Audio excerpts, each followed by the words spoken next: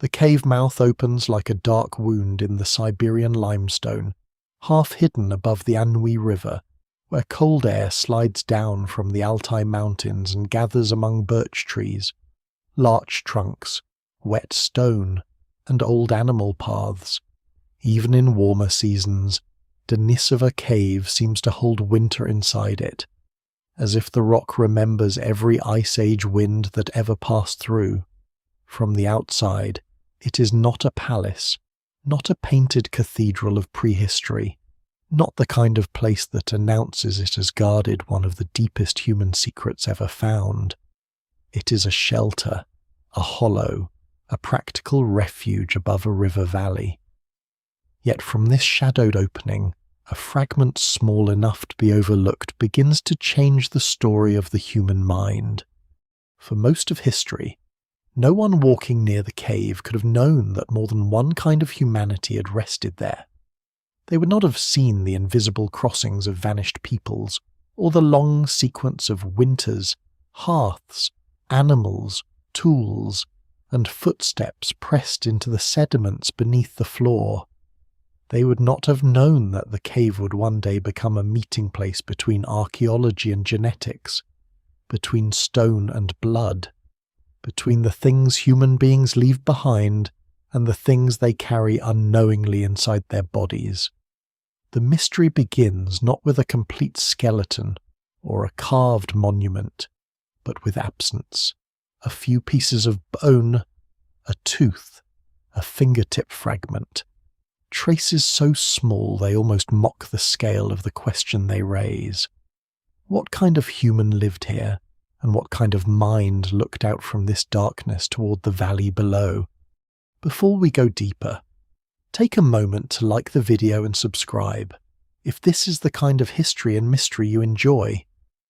The journey ahead is not only about a lost people, it is about the strange moment when the past reminds us that the human mind was never a single flame lit once in one skull. It was a long weather system moving across deep time, spreading through bodies, families, landscapes, and species whose names were forgotten before language could preserve them. The phrase, the first awakening of the human mind, sounds as if there should be one morning, one creature, one sudden breath of self-awareness in the dark. But the evidence does not lead us to such a clean beginning.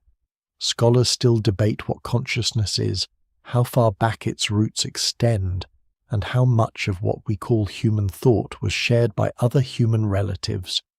What survives in the record suggests something slower, stranger, and more humbling minds awakening in layers, over immense distances, among beings who are not quite us, yet not simply other.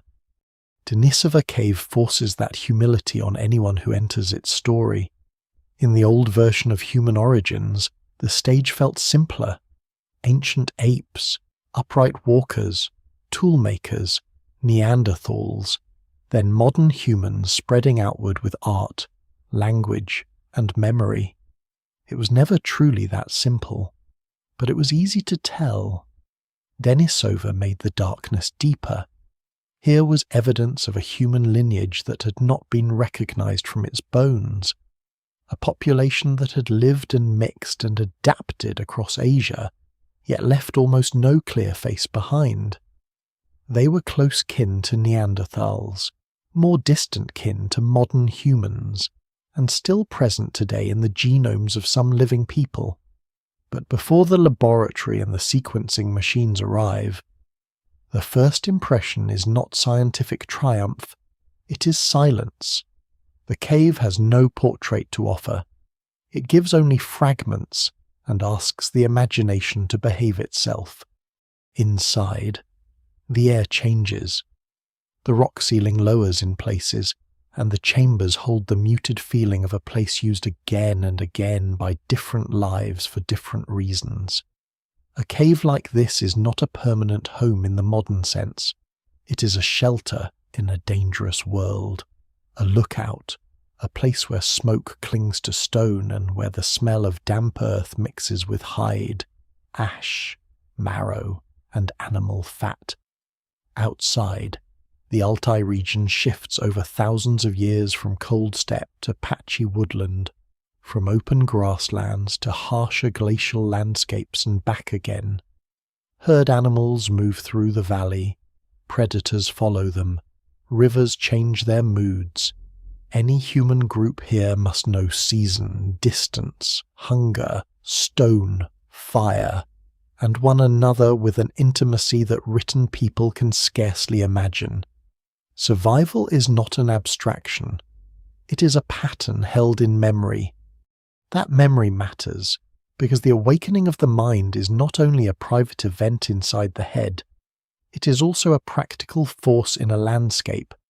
To survive in Ice Age Asia, a human must notice tracks before the animal appears, remember where stone fractures cleanly, recognize which slopes catch snow, which sounds mean danger, which gestures mean reassurance, which faces belong to kin, rivals, strangers, or companions. Consciousness remains difficult to define. The evidence remains incomplete, especially when the beings in question leave no writing and only rare bones. But long before philosophy gives the mind a name, minds are already doing work. They are predicting, planning, learning, teaching, desiring, and choosing. The cave preserves none of those moments directly. It preserves the conditions that made them necessary. There is a lesser-known strangeness in this story. Denisova Cave is not important, because it gave scientists a grand collection of Denisovan skeletons. It matters because it did the opposite. It offered almost nothing, and that almost nothing was enough. A small fossil could once have disappeared into a drawer under a cautious label. Instead, it became a doorway into an unknown population. If one cave, with such tiny remains, could reveal an entire branch of the human family, then how many other branches lived and vanished without leaving even that much? How many forms of awareness crossed rivers, watched storms gather, shaped stone, carried knowledge, and disappeared without a name? No single explanation fully accounts for the thinness of the record. Bone preservation is uneven. Excavation is incomplete. Ancient populations were often small and scattered. Some lived in environments where remains vanish quickly. Some may be known only through genes inherited by others. At Denisova, one can imagine a figure standing near the cave entrance, though imagination must remain cautious. The figure is not a monster, not a primitive caricature, not a modern person in costume. It is a human relative whose exact face we do not yet know. Yet the world around that figure demands a mind alert to detail. A change in wind can carry scent. A broken branch can mean movement. A familiar voice can alter the mood of the group. A stone chosen from the riverbed can become a cutting edge. A coal guarded through the night can mean warmth when the cold returns. These are not small things. In deep time, they are the architecture of thought. And so the first awakening at the heart of this story is not a sudden miracle in a single cave. It is the dawning realization, in us, that other awakenings happened. The Denisovans looked out on a world that was not background scenery, but a living map of meanings, dangers, possibilities, and remembered paths. They were part of a wider human family in which minds had been sharpening for millions of years, long before anyone could ask what a mind was. The cave holds that paradox quietly. It is dark, but it illuminates. It is nearly empty, but it reveals multitudes. It gives no complete body, yet it forces a deeper question than any skeleton alone could answer. When did the human mind awaken? And how many human minds woke before ours became the only one left to wonder? The discovery does not begin with a dramatic skull staring up from the earth. It begins with the kind of object that, in another excavation, might have seemed nearly anonymous, a small fragment of finger bone, worn by time, buried in a cave layer among sediments that had gathered for tens of thousands of years. Archaeology often gives the public its most powerful images through faces, masks, statues, tombs, and ruins. But the Denisovan story begins in a far less theatrical way. It begins with a piece of a hand, separated from the body it once belonged to, surviving not as a portrait but as a question. The fragment is small enough to rest unnoticed on a fingertip, yet the world it opens is enormous. In Denisova Cave, excavation is slow, patient, and exacting. The floor is not simply dirt, it is a layered archive, with each band of sediment holding traces of different climates, animals, fires, tools, occupations, and absences. Researchers work through the cave deposits carefully, because the smallest object can matter. A tooth can carry a lifetime of biological information. A flake of stone can reveal a gesture repeated across generations. A splinter of bone can preserve a family tree older than nations, older than writing, older than any remembered ancestor. The cave's sediments do not speak easily. They have to be persuaded grain by grain. Before Denisovans had a name, the Altai Mountains were already known as a crossroads of ancient human movement. Neanderthals had lived in parts of Eurasia. Modern humans eventually moved widely across the continent. Other archaic human groups were suspected from scattered fossils elsewhere. But suspicion is not the same as recognition. For much of the 20th century, scientists depended mainly on bones and tools to identify ancient human populations. A jaw here, a skull there, a limb bone if fortune was generous. This made the human past visible, but only in patches. Whole populations could vanish from view if their bodies did not fossilize well, if their sites were never found, or if their remains were too fragmentary to classify. That is what makes the Denisovan beginning so unsettling. The first clear signal of this unknown lineage came not because a skeleton displayed a strange new anatomy, but because a tiny fossil refused to belong where expected. The finger bone, found in the cave's deposits, was first valuable simply because it was ancient human material. It did not look like the announcement of a new kind of human. It did not carry a face. It did not reveal height, posture, expression, or the shape of the skull. It was almost the opposite of the fossils that usually become icons. Lucy has a body. Neanderthals have brows, skulls, ribs, tools, and a long record of habitation. Denisova offered a fragment, and that fragment seemed almost too slight to bear the weight of a new branch of humanity. Then came the tooth. More than one tooth, eventually. But even a single Denisovan molar is enough to shift the imagination. Teeth survive better than many bones because they are hard, mineral-rich, and built to endure pressure. They are also intimate fossils. A tooth is shaped by ancestry, growth, diet, and use. In the Denisovan case, some of the teeth were unusually large compared with many recent human teeth, with features that did not fit neatly into the familiar categories. Still, teeth alone are difficult witnesses. A large tooth can suggest difference, but difference is not always a species, and ancient human variation is notoriously complex. Scholars still debate how much anatomy can reveal when the sample is so painfully small. The evidence remains incomplete, and caution is not a weakness here. It is the only honest way to walk through the cave. The surprise is that such fragments existed at all.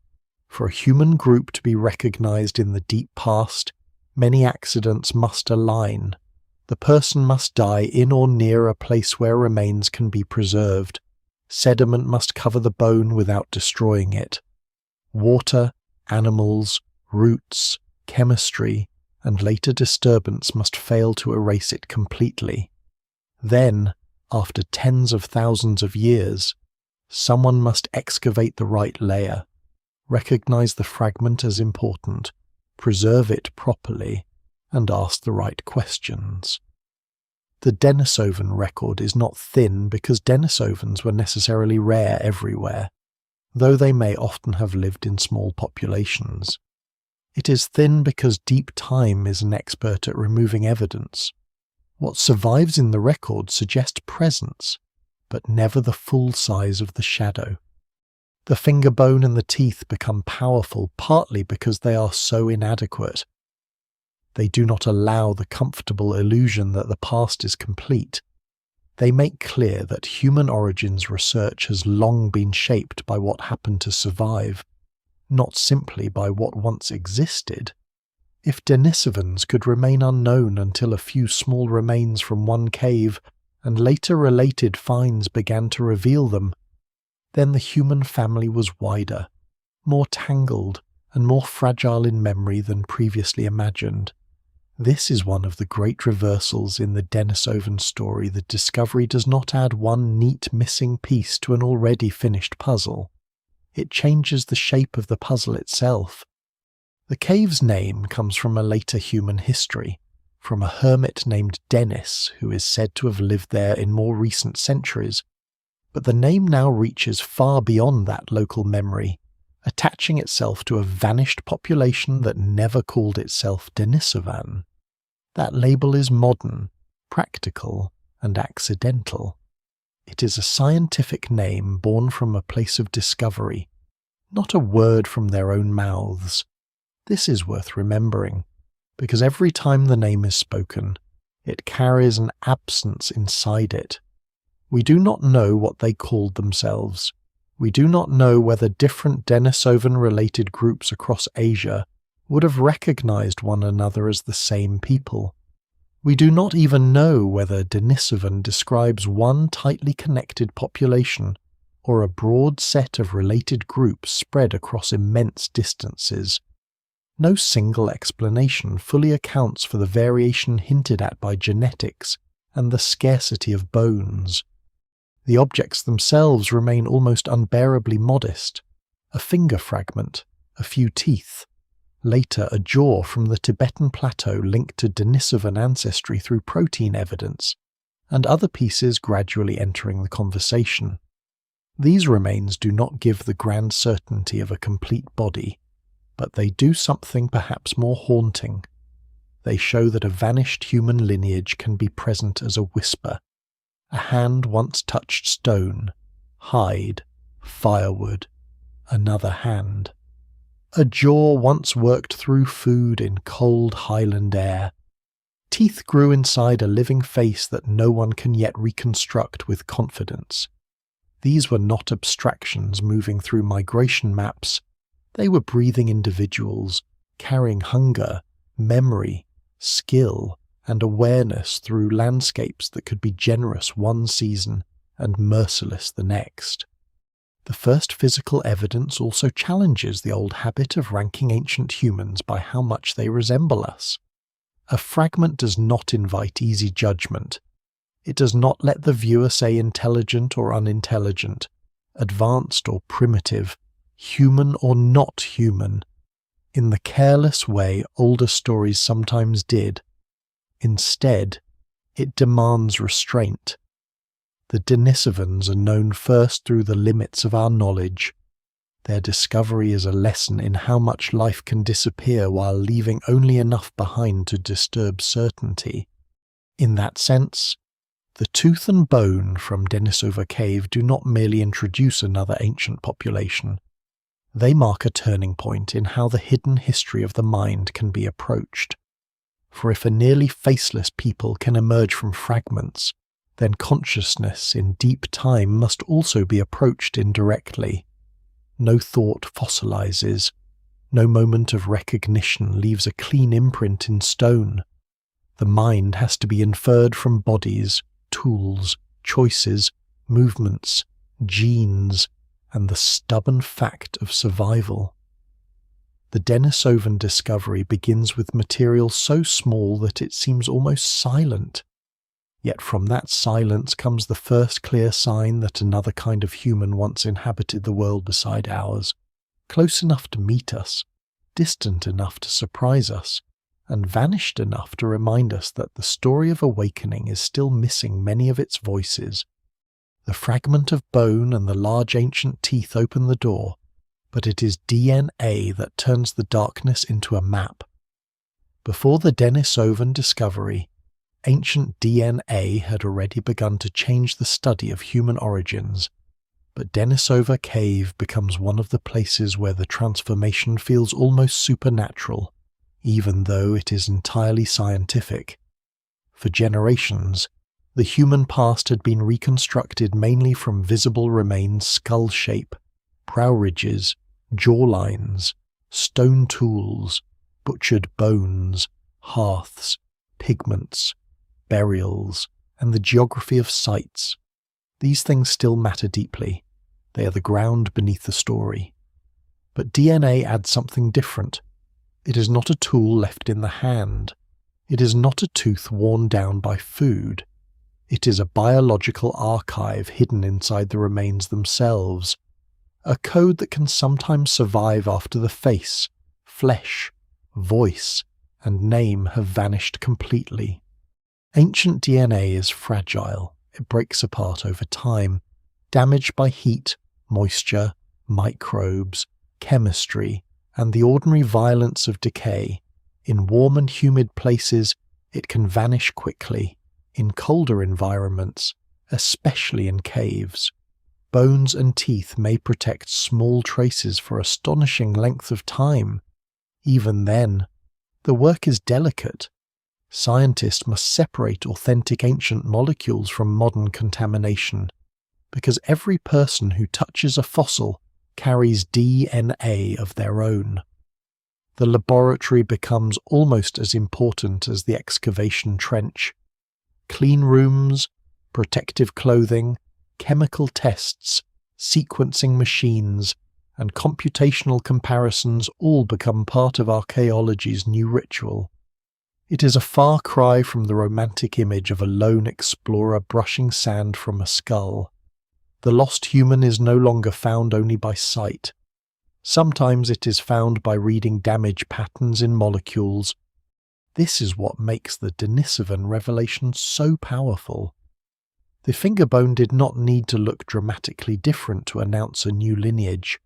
Its DNA did the announcing. When researchers compared its genetic material with that of Neanderthals and modern humans, the result did not fit comfortably into either group. It belonged to a close relative, but not the same one.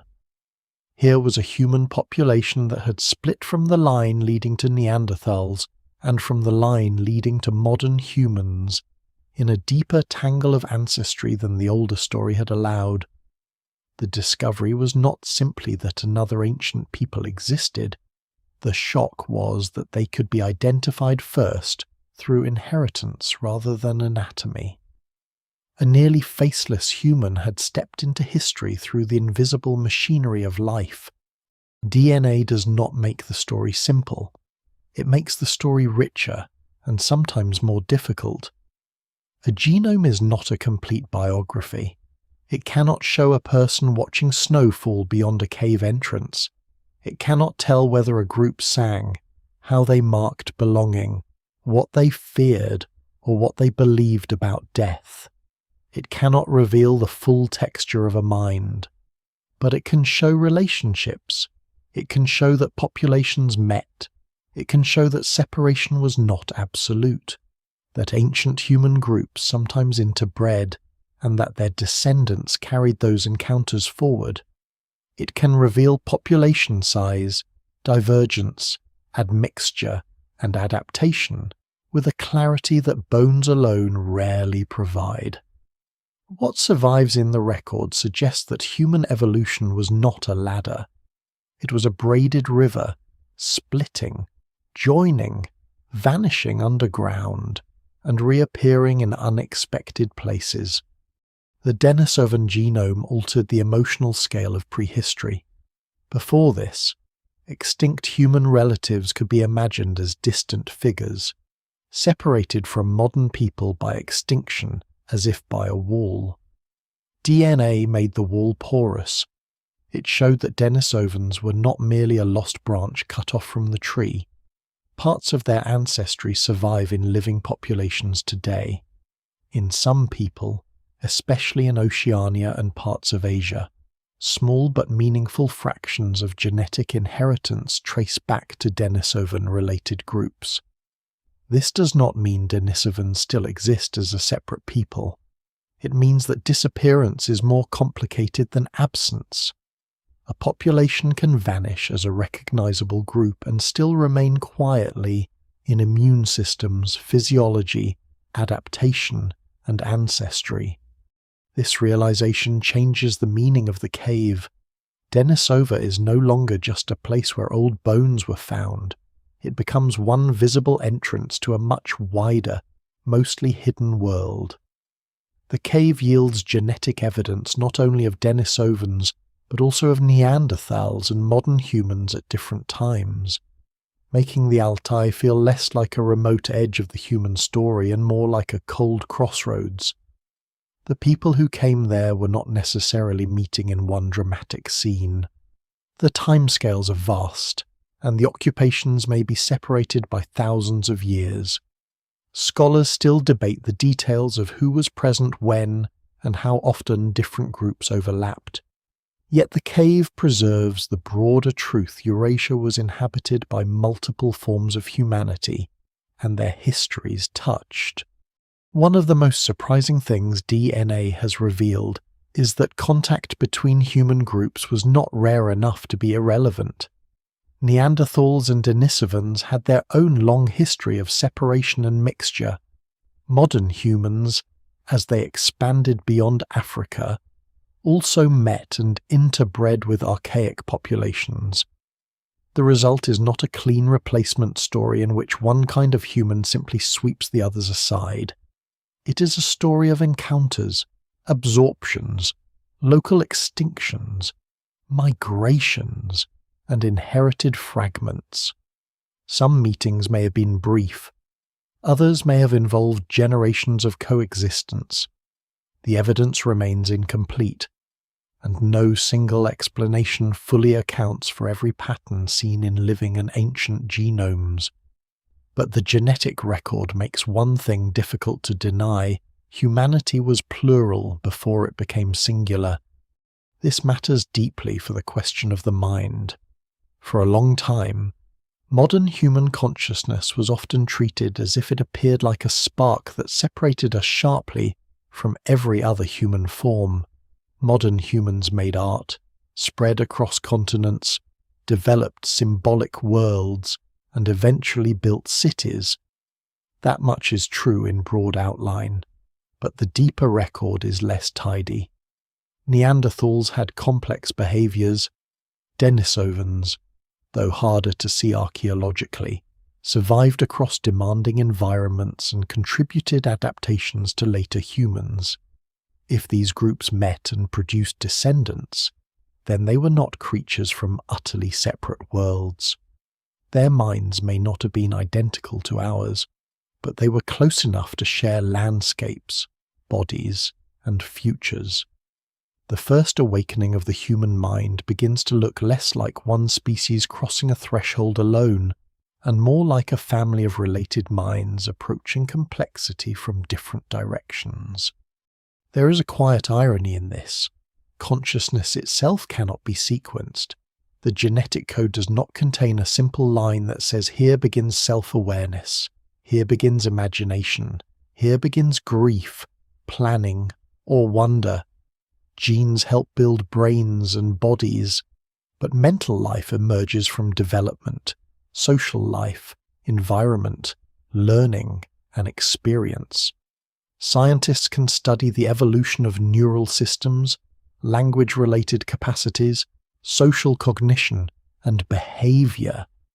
but the inner life of a Denisovan remains beyond direct recovery. The DNA opens the dark, but it does not remove all darkness. It shows kinship, movement, adaptation, and mixture. It does not let us stand inside a Denisovan mind. Still, the effect is profound. A fragment once buried in a Siberian cave becomes part of a new kind of human memory.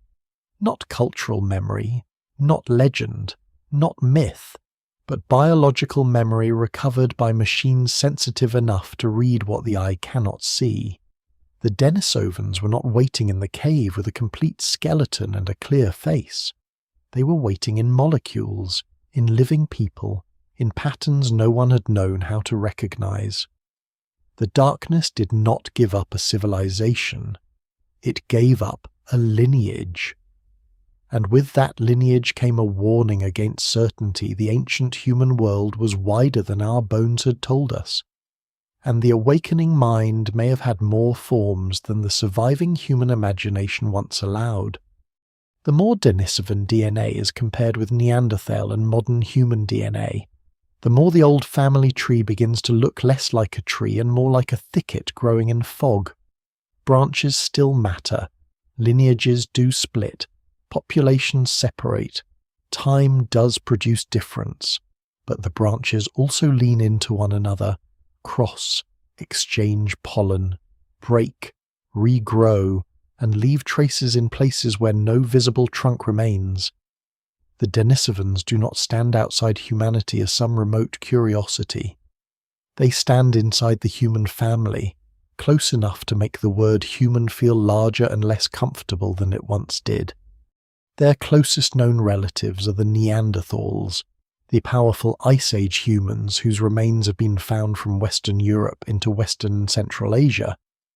Neanderthals are easier to picture because they left more bones and a longer archaeological trail, skulls with heavy brow ridges, broad noses, strong bodies adapted to cold climates, tools, hearths, hunting sites, possible symbolic objects, and signs of long occupation across difficult environments.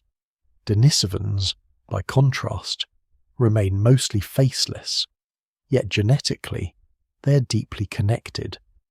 The best current understanding is that the ancestors of Neanderthals and Denisovans shared a common lineage after separating from the ancestors of modern humans, and then Neanderthals and Denisovans themselves diverged from one another. The exact timing remains debated, because genetic estimates depend on models, mutation rates, ancient samples, and assumptions that are always being refined.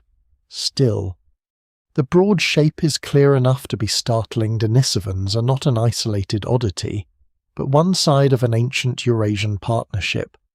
Modern humans belong to the same wider story. But our relationship to Denisovans is more distant than the Neanderthal-Denisovan relationship. The ancestors of Homo sapiens developed largely in Africa, while Neanderthal and Denisovan ancestors became part of the Eurasian world. For a long time, this geographic separation encouraged a simple mental picture. Africa gives rise to modern humans. Eurasia holds archaic relatives, and eventually modern humans expand outward. There is truth in that outline, but the details are far more intricate.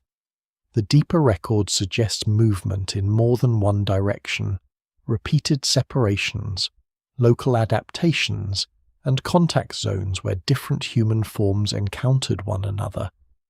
Scholars still debate which fossil populations represent the ancestors of Neanderthals and Denisovans, and whether names such as Homo heidelbergensis or other Middle Pleistocene humans neatly describe the populations involved. The evidence remains incomplete, and the labels are sometimes tidier than the ancient reality. This uncertainty is not a failure of science. It is what happens when the subject is hundreds of thousands of years old and most of the bodies are missing. A fossil skull from one region may show a mixture of traits. A jaw from another may preserve a more archaic shape. Teeth can look primitive in one feature and specialized in another. DNA when it survives, may reveal relationships that anatomy alone could not confidently detect. The human family in this period is not a parade of separate species lined up one after another. It is a shifting world of populations, some isolated, some connected, some expanding, some shrinking, all carrying variations of a basic human inheritance. That inheritance includes not only bodies, but minds shaped by social life. Neanderthals and Denisovans inherited brains from earlier humans who had already been making tools, using fire, moving across landscapes, cooperating, remembering, and learning for immense stretches of time. By the time Denisovans exist as a recognizable lineage, the awakening of the human mind is already ancient.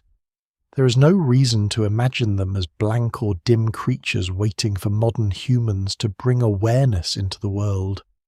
Their exact cognitive abilities remain unknown, and no single explanation fully accounts for the differences between Denisovans, Neanderthals, and Homo sapiens.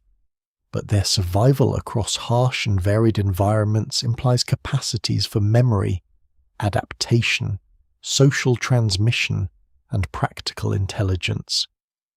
A population does not endure in Ice Age Asia by instinct alone. The comparison with Neanderthals is especially revealing. Neanderthals lived in cold regions where planning mattered. They made tools, controlled fire, processed animal materials, occupied caves and open-air sites, and survived for hundreds of thousands of years. Some evidence suggests they sometimes used pigments, collected unusual objects, and perhaps engaged in symbolic behaviors, though scholars still debate the meaning and frequency of these practices. Denisovans likely shared some inherited capacities with them, but the archaeological signal is harder to isolate. At Denisova Cave, tools and ornaments have been found in layers associated with ancient human occupation, yet assigning every artifact confidently to Denisovans, Neanderthals, or modern humans is difficult. A cave used by multiple groups over vast time does not label its objects for later convenience.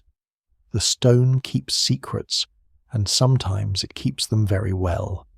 One remarkable genetic clue shows just how close these lineages could come. From Denisova Cave came evidence of an individual with a Neanderthal mother and a Denisovan father, a first-generation hybrid in the blunt language of genetics. This does not mean that such pairings were common everywhere, or that ancient Eurasia was a crowded meeting hall of human types.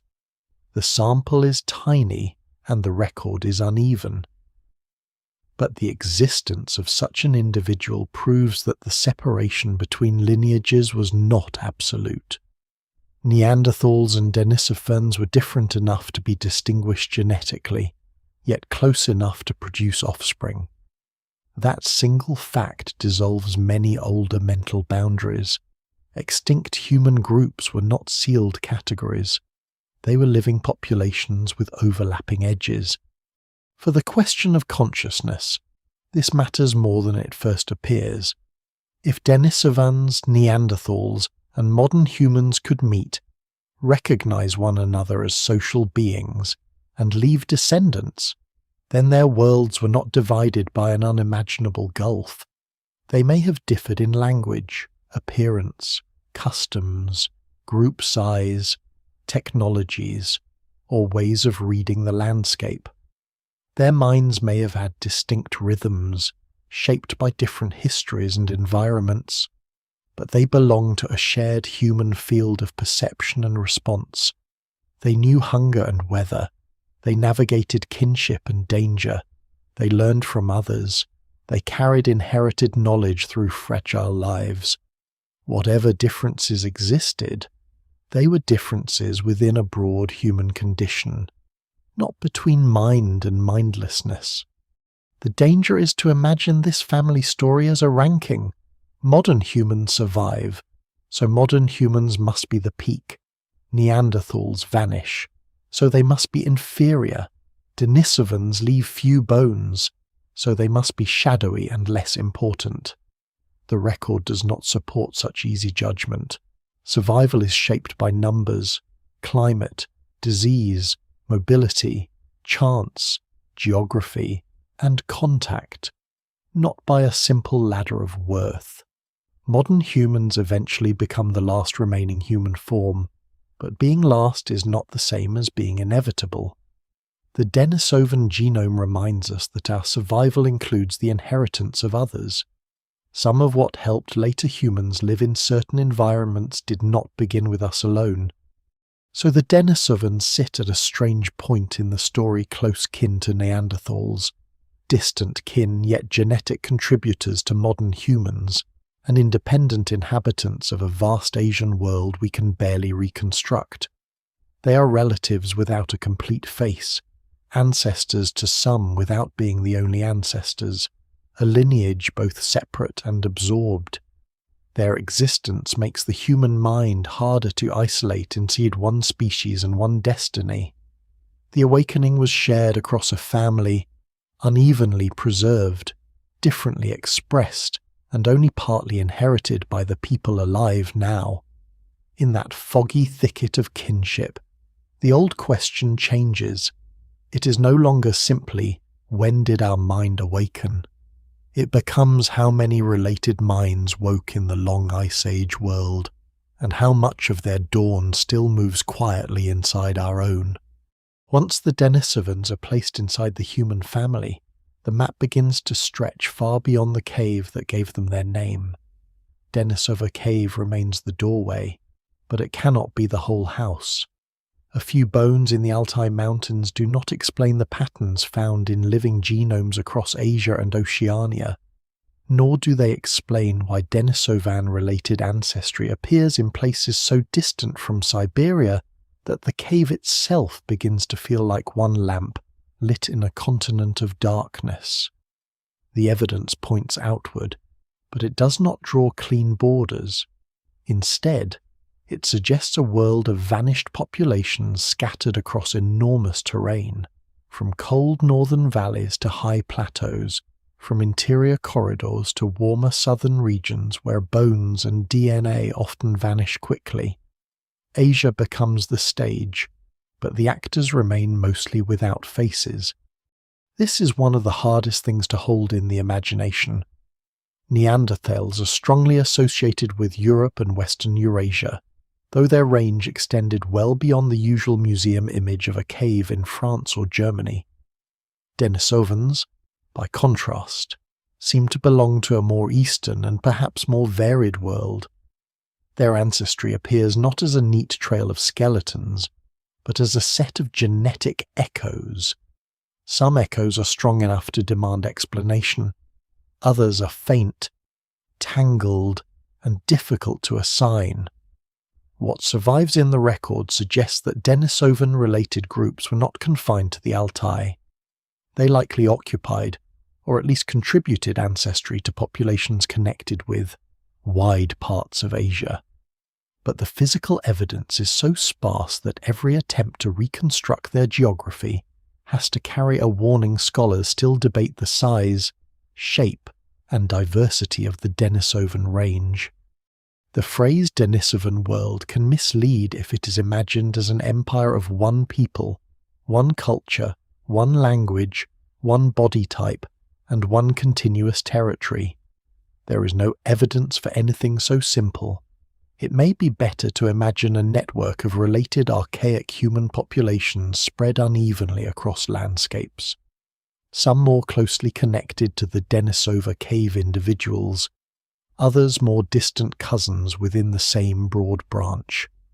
Over hundreds of thousands of years, populations can separate, adapt, drift, vanish, reconnect, and leave descendants in unexpected places.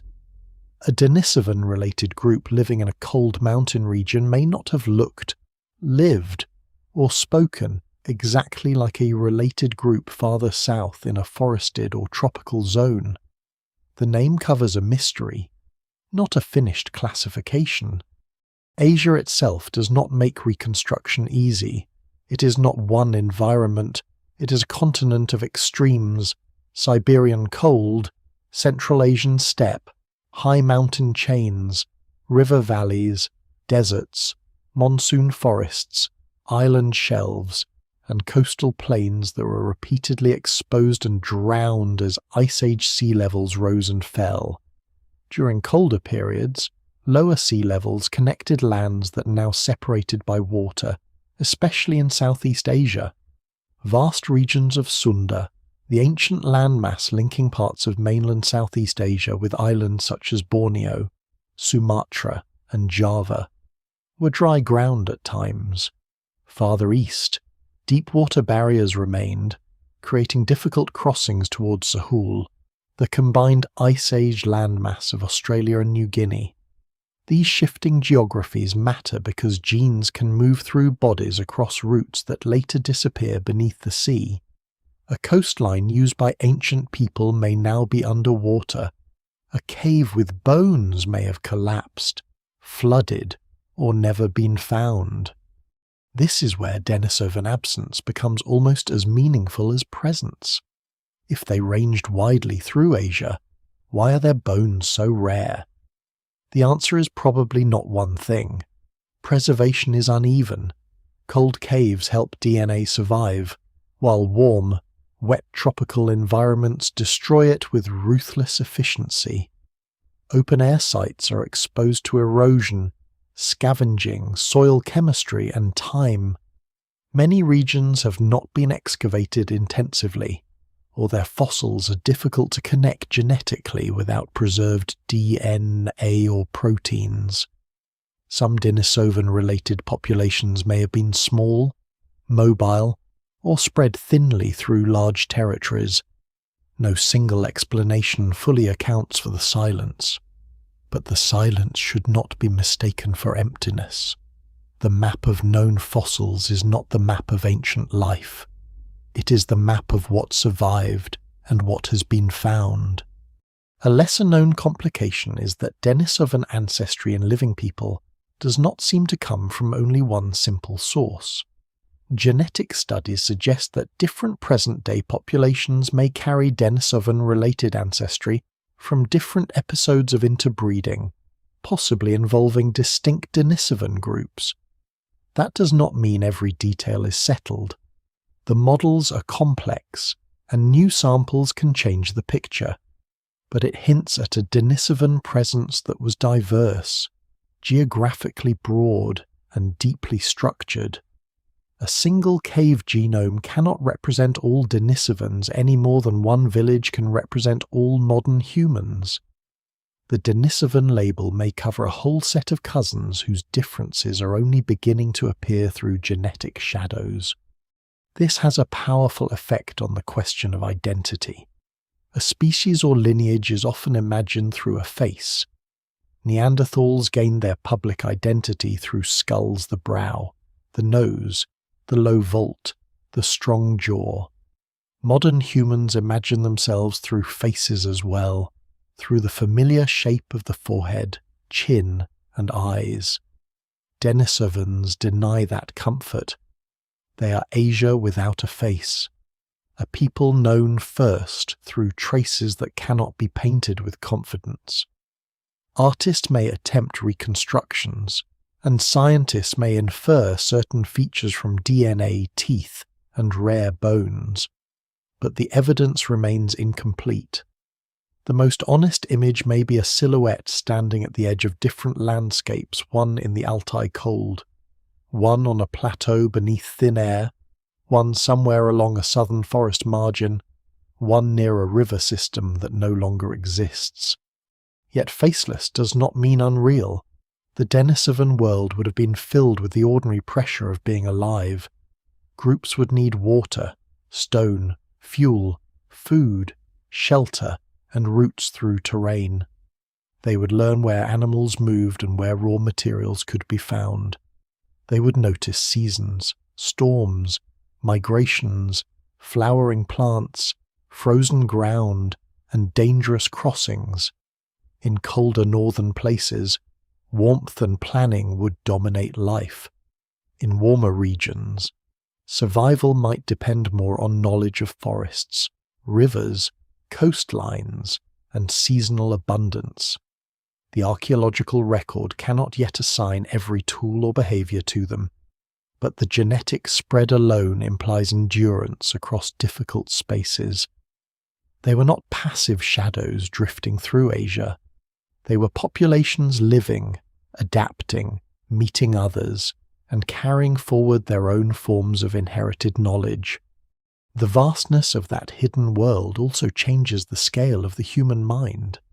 Consciousness is often discussed as if it unfolded in one center, among one group, in one decisive transformation. Denisovans make that idea harder to maintain. Across Asia, related minds may have awakened to very different worlds. A mind shaped by alpine cold would notice different signs from a mind shaped by monsoon forest. A group that survives in an interior valley must store a different map of memory than one moving along coastal plains. What joins them is not a single culture that we can recover, but a broader human capacity to turn environment into meaning. Tracks, stones, winds, animal calls, hunger, kinship, and danger become mental landscapes long before they become stories. The cave in the Altai remains the named centre because it gave us the first clear evidence, but the real Denisovan story cannot stay there. It spreads beyond the cave mouth, across mountains and lost lowlands, into regions where the ground has not yet spoken and perhaps never will. Their world is not a blank space on the map. It is a darkened map, with a few points of light and many suspected roads between them. Somewhere along those roads, human relatives without a known face watched the same changing skies as Neanderthals and Homo sapiens, adapted to lands that challenged every generation, and left behind a presence so thin that it had to be rediscovered inside the living and the dead at once. If the Denisovan world stretches across Asia like a dark map with only a few illuminated points, the Denisovan body is even harder to see. The mind wants a face. It wants brow, eyes, cheekbones, mouth, the tilt of a head in firelight, the posture of a figure standing at a cave entrance, but the evidence refuses to give that comfort easily.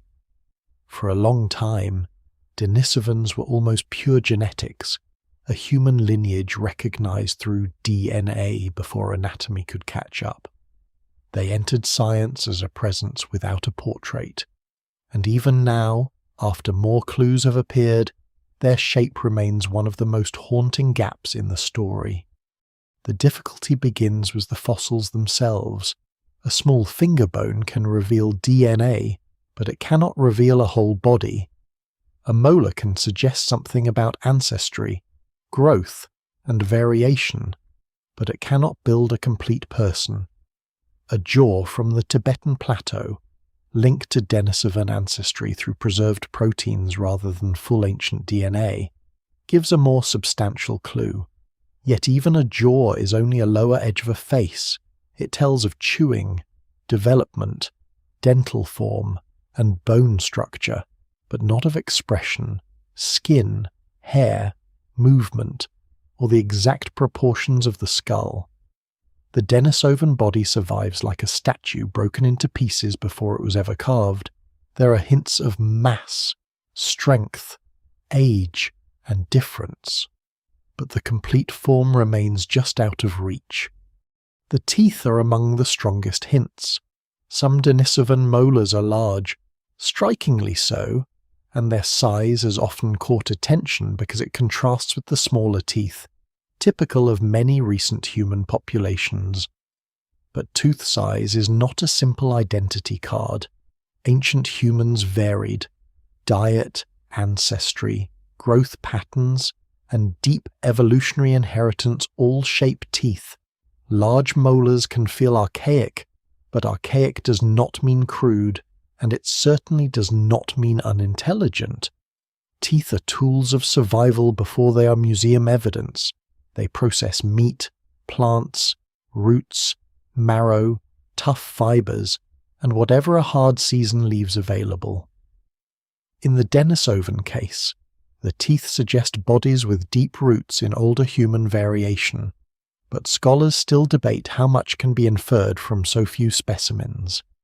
The Tibetan Plateau jaw adds another dimension. It is robust, with large teeth and a form that does not fit neatly into modern human expectations. Found far from Denisova Cave, in a high-altitude region where thin air and cold create punishing conditions, it suggests that Denisovan-related humans were not restricted to one Siberian valley. But physically, it also raises a more intimate question. What kind of face sat above that jaw? Was it broad, like many archaic humans? Did it carry a heavy brow? Was the nose adapted to cold air, dry air, or something else entirely? The evidence remains incomplete. Reconstructions can be tempting, but temptation is not proof. A responsible image of a Denisovan must remain partly veiled. Some researchers have tried to infer aspects of Denisovan anatomy from patterns in ancient DNA, including possible differences in skull shape, jaw form, dental traits, and other physical features. These efforts are fascinating, and they may become more powerful as methods improve, but they are not the same as holding a complete skull. Genes influence development, but bodies are not read from DNA as easily as words from a page. Many traits are shaped by multiple genes, environment, growth, nutrition, and chance. What survives in the record suggests that Denisovans were physically distinct from both Neanderthals and modern humans in certain ways. But the exact appearance of most Denisovan-related groups remains uncertain. They may not all have looked alike. A northern Denisovan-related population and a southern one could have differed noticeably after long separation and adaptation. This possibility matters because the word Denisovan can accidentally flatten a wide and ancient diversity into one imagined body. Modern humans vary across the world, and we are a recent surviving branch compared with the long timescales involved here. Neanderthals also varied across space and time. Denisovans spread across vast Asian environments for perhaps hundreds of thousands of years, almost certainly were not identical from one region to another. Some may have been powerfully built for cold landscapes. Some may have lived in milder or more humid places where different pressures shaped bodies in subtler ways. Some may have carried features that would seem archaic to modern eyes, while others may have had combinations we would not easily categorize. No single explanation fully accounts for all the genetic diversity attributed to Denisovan-related ancestry. Yet some cautious inferences can be made. Like Neanderthals and modern humans, Denisovans were members of the genus Homo, inheritors of a long history of upright walking, tool use, social learning, and large-brained adaptation. They were not apes in the popular careless sense. They were human relatives with hands capable of fine manipulation, bodies moving through difficult terrain, and brains large enough to sustain complex survival strategies. Their finger bone is small, but it once belonged to a hand that touched the world with intention. It may have gripped stone, held food, carried fuel, cleaned hide, gathered plants, steadied a child briefly in ordinary care, or rested against warm cave rock. The exact gestures are gone, but the anatomy of the hand belongs to a lineage already shaped by millions of years of making and doing. The body and the mind cannot be fully separated in this story. A Denisovan body moving through the Altai cold or the Tibetan highlands is not merely a biological object. It is a thinking body, reading temperature through skin, fatigue through muscles, distance through breath, danger through sound. A strong jaw matters because food matters. Teeth matter because survival often depends on what can be processed when preferred. Food is unavailable. Limbs matter because terrain demands climbing, walking, carrying, crouching, and waiting. The human mind awakens not as a floating light, but inside bodies under pressure. Consciousness is shaped by hunger, pain, memory, warmth, exhaustion, touch, and motion through landscapes that do not forgive ignorance. There is quiet dignity in admitting that the Denisovan face is still missing. Older reconstructions of extinct humans often revealed more about modern imagination than ancient reality. They could make vanished relatives look brutish, vacant, or conveniently inferior. Denisovans resist this because there is not enough evidence to caricature them honestly. Their absence protects them, in a strange way, from the worst habits of certainty. The few remains say there was a body here, a lineage here, a life here. They do not allow easy theatre, they ask for patience. The mystery of appearance also sharpens the emotional force of their genetic legacy.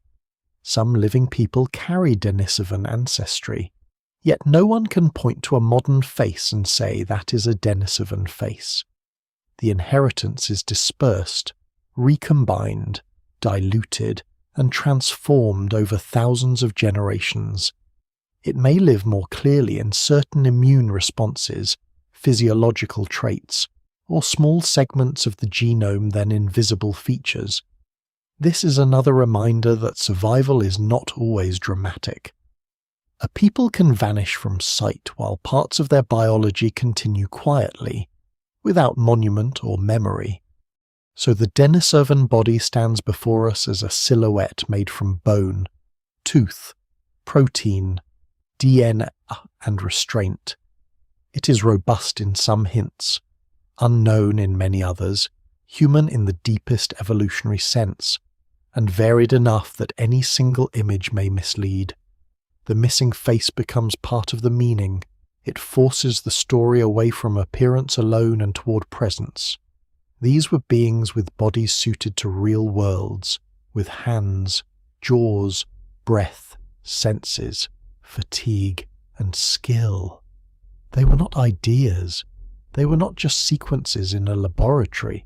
They were human relatives whose minds opened inside physical forms we still struggle to recover, leaving us with the uneasy knowledge that one of the great awakenings of the human family may have looked directly at the world, while the world has not yet learned how to look back. The missing Denisovan face leaves a silence, but daily life begins to fill that silence with pressure, texture, and movement. A vanished human is not made only of skull shape or DNA. A life is made from mornings, weather, hunger, remembered paths, small decisions, repeated skills, and the invisible labour of staying alive. In the world of Denisovans, survival is not a heroic event performed once. It is an ordinary discipline repeated through years that leave almost nothing behind. A fire has to be fed, stone has to be chosen, meat has to be cut before it spoils or freezes. A shelter has to be judged for smoke, wind, predators, distance from water, and the mood of the season. A valley has to be known not as scenery, but as a map of chances. At Denisova Cave, the archaeological record gives fragments of that life indirectly. Stone tools appear in the cave deposits. Animal bones preserve signs of the creatures that moved through the region and sometimes became food. Sediments record changing climates, pollen, ancient environmental DNA, and the chemistry of layers can suggest shifts between colder, more open steppe, and warmer, more wooded conditions. None of this gives a simple film of Denisovan days. The cave was used by different human groups over immense time, including Neanderthals and modern humans, so assigning every tool or trace to Denisovans remains difficult. The evidence remains incomplete. Yet what survives in the record suggests that the cave belonged to a lived landscape, not an isolated hole in the rock. It was part of a pattern of movement through the Altai, a place returned to when it offered shelter, advantage, or memory. Imagine the valley not as empty wilderness, but as a place full of signs. Hoofprints in damp ground reveal the passage of animals. Broken ice near a river edge shows where something has crossed. The direction of bird movement, the smell of smoke, the sound of stones shifting on a slope, the colour of clouds above the mountains, all of these details matter. To a Denisovan group, the landscape is readable because it must be. Modern people often separate intelligence from environment as if thought happens mainly indoors, in words. After the body is safe, in deep time, thought is outdoor, muscular, seasonal, and practical. Memory is stored in roots, knowledge is stored in hands, attention is sharpened by consequences. The tools from Denisova and related Ice Age contexts remind us that daily life depends on materials. Stone is not just stone. Some rocks fracture into sharp edges, others crumble or resist control. A good toolmaker knows where useful raw material can be found, how it breaks, how much force to use, and how to maintain an edge. Even a simple flake can be part of a complex chain of decisions where to collect the stone, how to strike it, what task it will perform, when to discard it, whether to carry it onward. Scholars still debate the exact cultural associations of many artifacts in Denisova Cave, especially because multiple human groups were present at different times.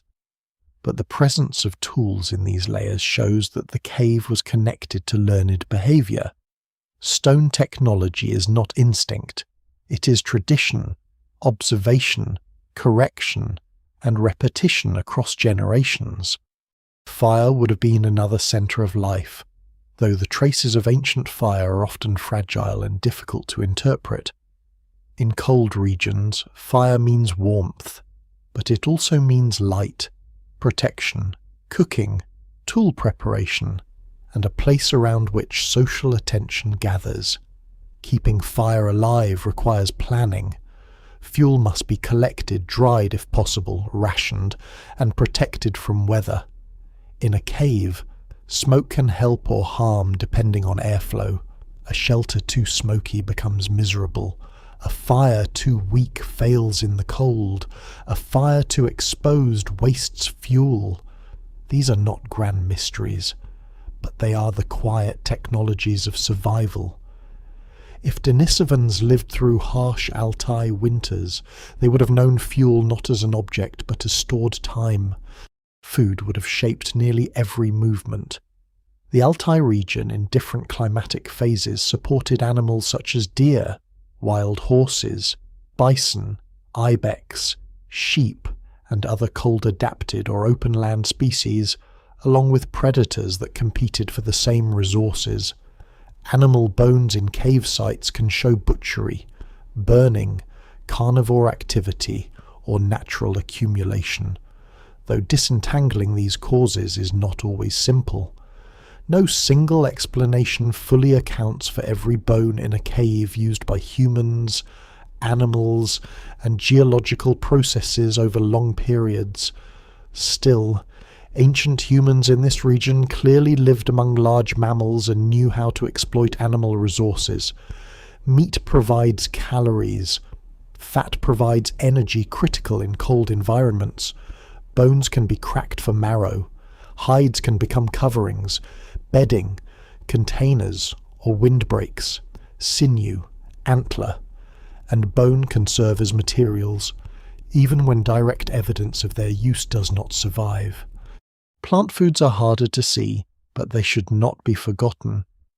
Popular images of Ice Age humans often focus on hunting, because bones and stone points preserve better than roots, berries, seeds, leaves, and fibres. Yet human diets are rarely so narrow when landscapes offer alternatives. Depending on season and region, Denisovans may have used edible plants, nuts, underground storage organs, and other gathered foods, though direct evidence is limited. In warmer or more wooded phases, plant knowledge may have mattered greatly. A surprising detail of prehistoric life is that the most important knowledge is often the least visible archaeologically. The difference between a useful root and a poisonous one may leave no fossil. The memory of when berries ripen, where birds nest, or which bark burns slowly may vanish without trace, even if it once made survival possible. Social life would have been the hidden structure holding these skills together. A lone human, however clever, is fragile in Ice Age landscapes. Groups share labour, information, warmth, defence, care, and memory. The Denisovan group may have been small, perhaps highly mobile, perhaps connected to other groups over distance through mating networks or seasonal encounters. The details remain uncertain, but their genetic legacy and long persistence imply that they maintained social systems capable of reproduction, learning, and adaptation. Children, if mentioned at all in such a world, must be understood in a protective and communal frame. They would have been cared for, taught gradually, kept close, and surrounded by adult knowledge in a landscape where learning begins early, but responsibility is held by the group. The archaeological record rarely preserves tenderness, but human survival depends on it. The cave's daily life may also have included long stretches of waiting. Prehistory is often imagined as constant action hunts, migrations, storms, encounters. Yet survival also involves patience, waiting for weather to break, waiting for animals to move, waiting while hides dry, while stone is repaired, while embers settle, while the injured recover, while the season turns. In those quieter hours, the mind works differently.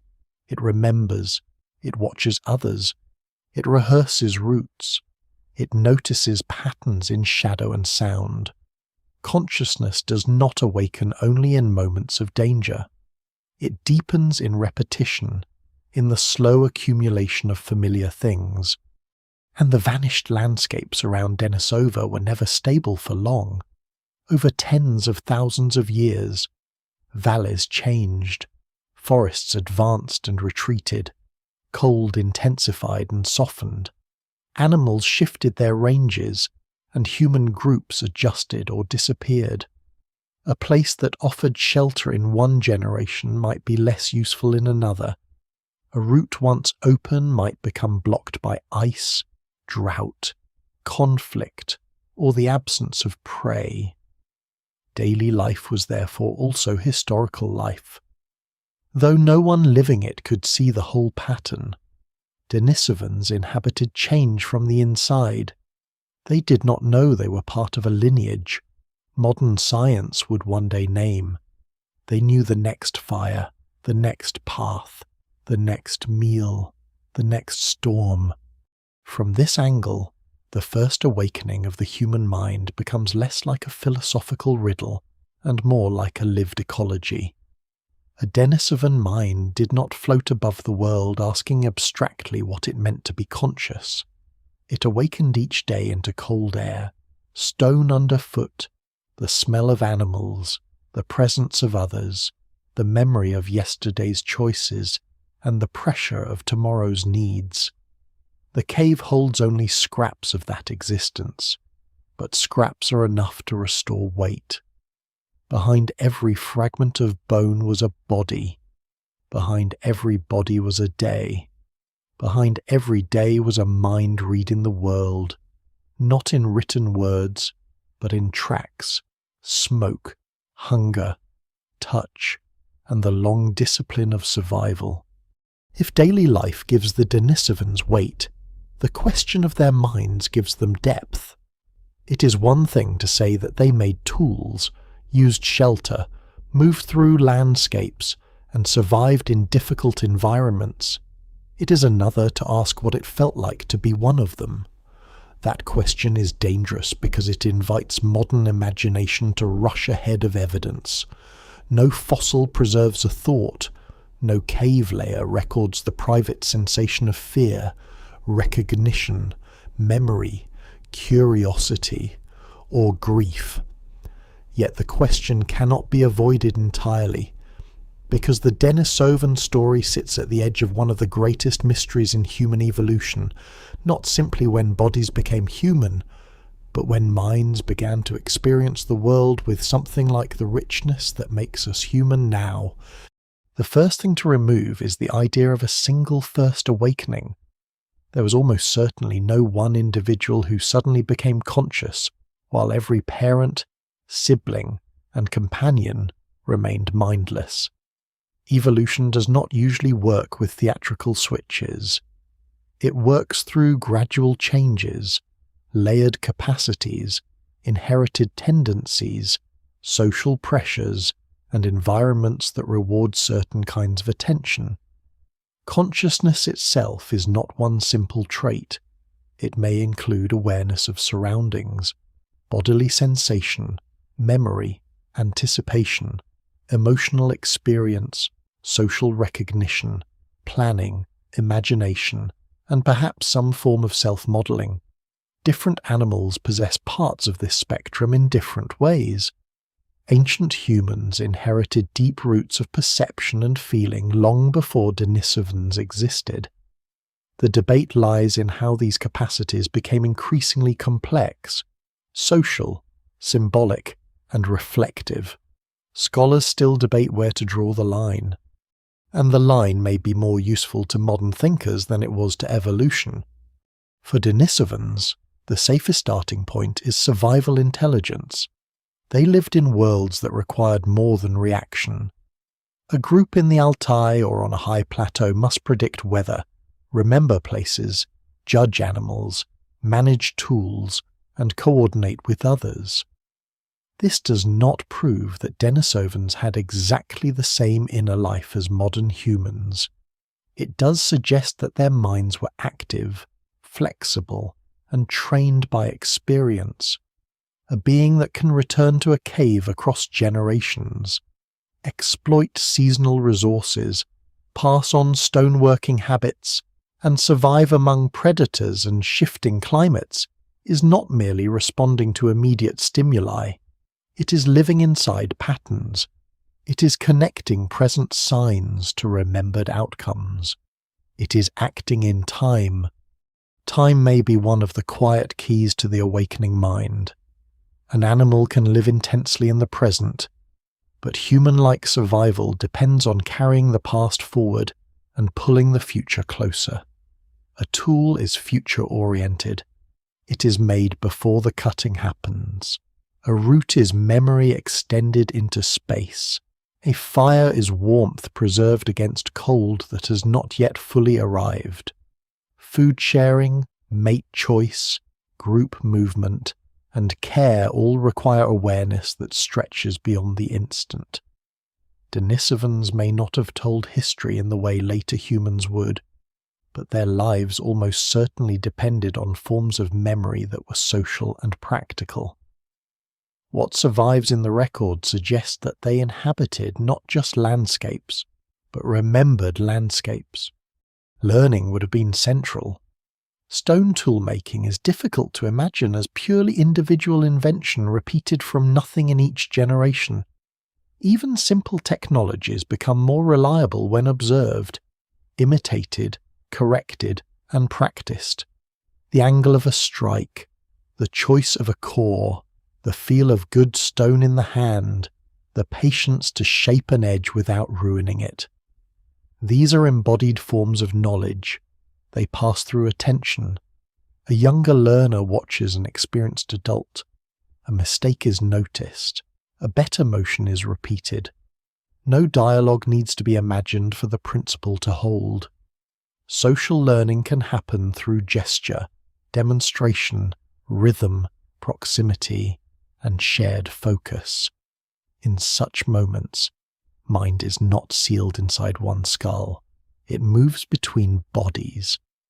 This shared attention may be one of the foundations of human consciousness as we recognize it.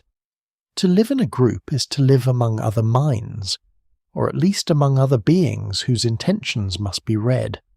A Denisovan looking at another Denisovan would not see only a moving body. The look, posture, direction of attention, hesitation, anger, calm, fatigue, or confidence of another individual could matter.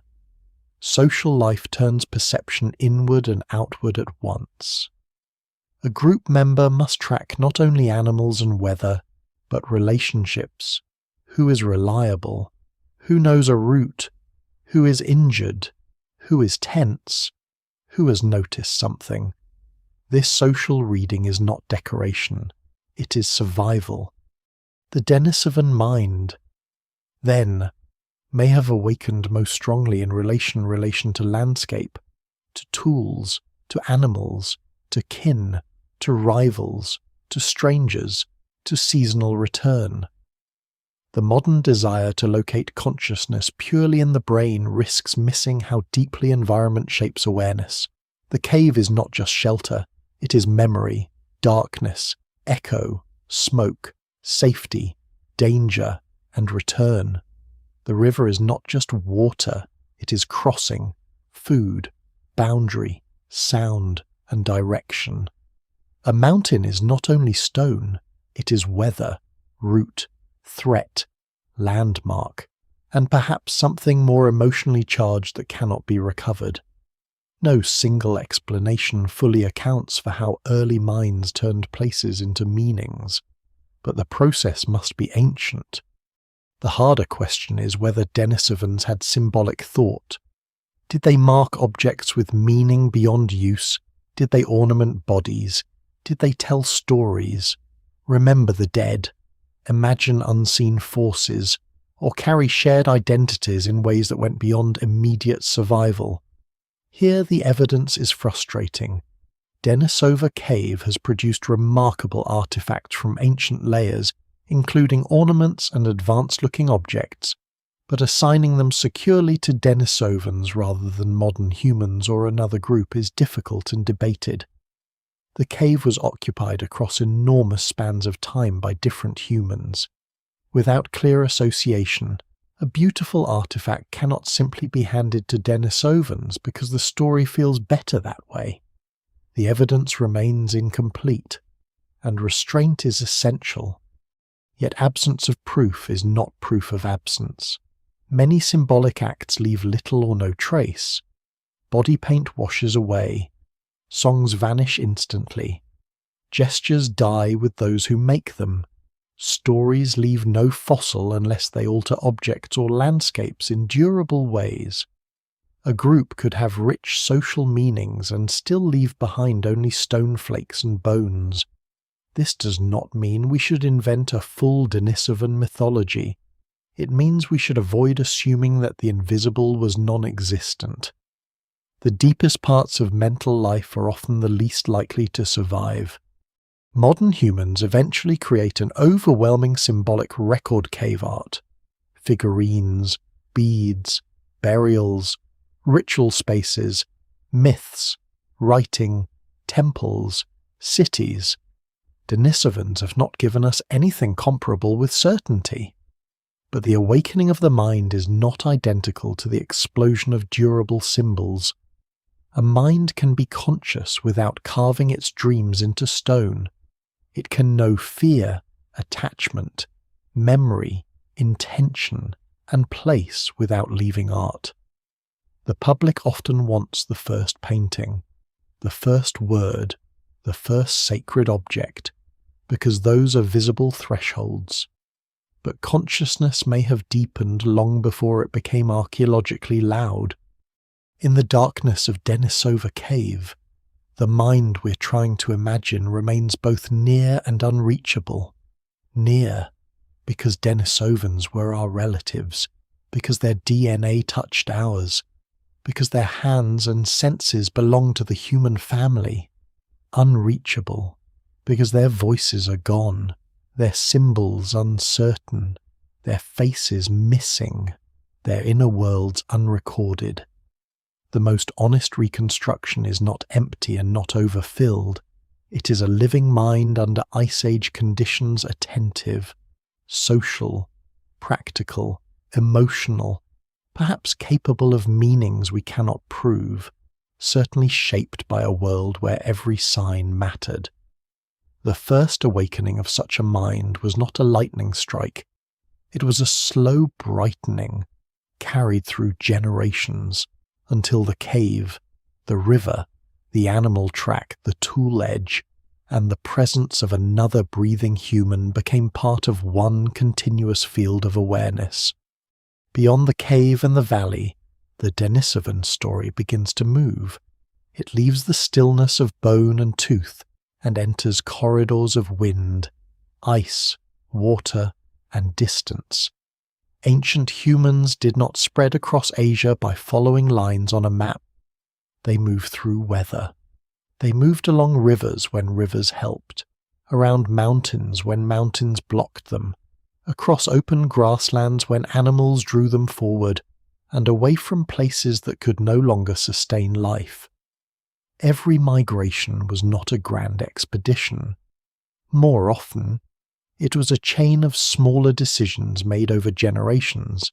A group follows herds a little farther east, returns to a known shelter, loses contact with another group, finds a new valley, survives a hard winter, or fails to survive one. Over deep time, these ordinary movements become continental history.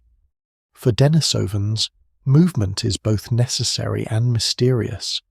Their genetic traces suggest a range far wider than the Altai Mountains, but the routes remain blurred. Asia during the Pleistocene is not a stable stage. Glaciers expand and retreat. Deserts breathe outward and inward. Forests rise, shrink, and shift. Sea levels fall during cold periods, exposing broad coastal plains, then rise again and drown them. Rivers cut through landscapes, sometimes inviting movement, sometimes becoming barriers. The world is not a fixed puzzle. It is a changing machine, and every human population inside it must adapt or be broken by it. The Altai region itself sits near important ecological crossroads. To the north and east lie colder steppe and mountain environments. To the south and west, routes open towards Central Asia, highlands, basins, deserts, and eventually the enormous complexity of Eastern and Southern Asia. A group living in this region would know that movement is never simple. A mountain pass that is possible in one season becomes lethal in another. A valley rich in grazing animals can become empty if climate shifts. A river crossing can be safe in low water and impossible in flood. These details do not appear in genetic diagrams, but they are the real texture behind them. Genes travel because bodies travel, and bodies travel only through the stubborn material world. Adaptation begins with attention.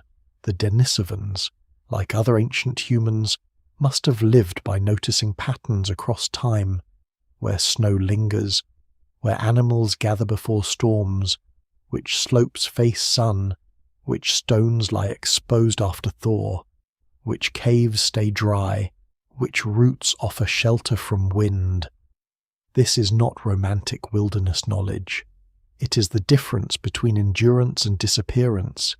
In harsh worlds, intelligence is local.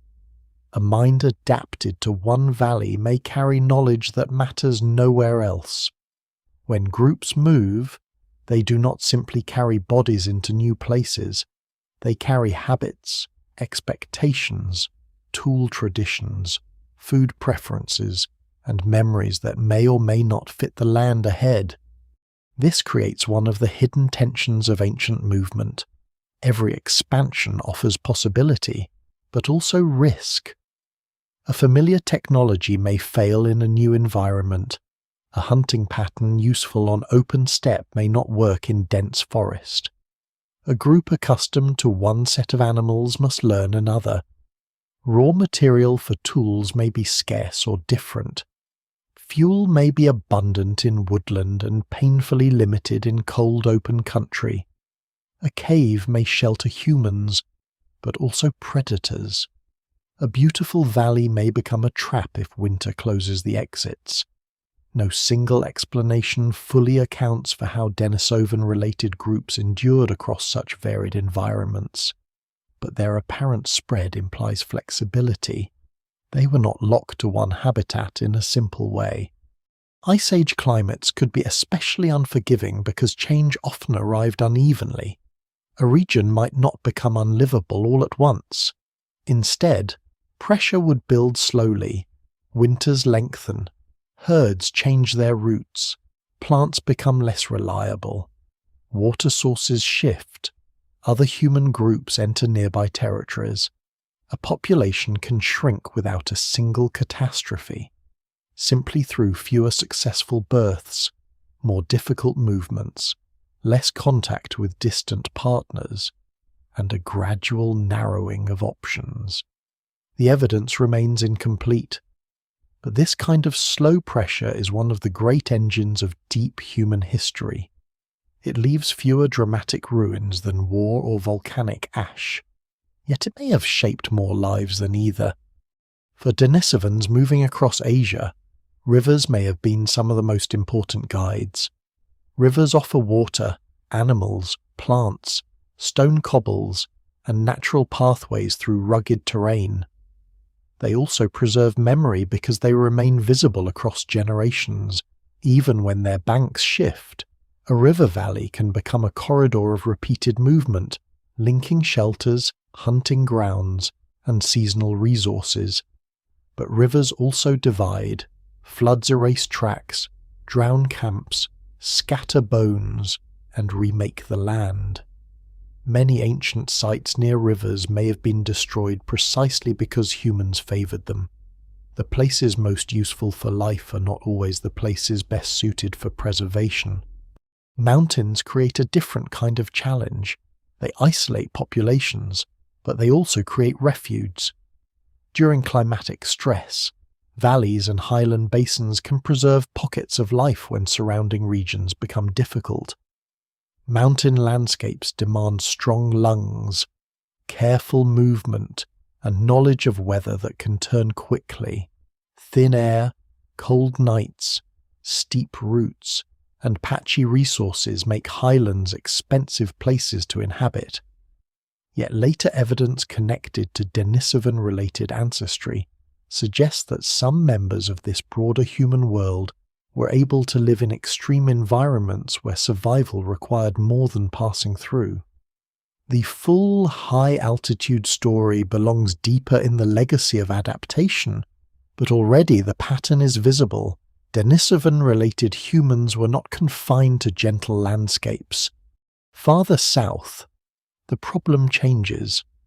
Warm and humid environments preserve bones and DNA poorly, but they may have been crucial to Denisovan history. Forests, monsoon zones, river deltas, and tropical margins create a different world from the Altai cold. Movement there depends on reading plants, water, insects, seasonal rain, dense vegetation, and coastlines. The archaeology is harder to see because organic materials decay quickly. A wooden spear, fibre cord, basket, digging stick, or plant processing tool may vanish completely, leaving stone as an unfairly dominant witness. What survives in the record suggests only part of what ancient humans used. The absence of preserved organic technology should not be mistaken for the absence of skill.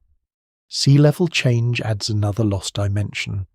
During glacial periods, large areas of continental shelf were dry land, especially around Southeast Asia. Ancient people and related populations may have moved across plains that now seabed.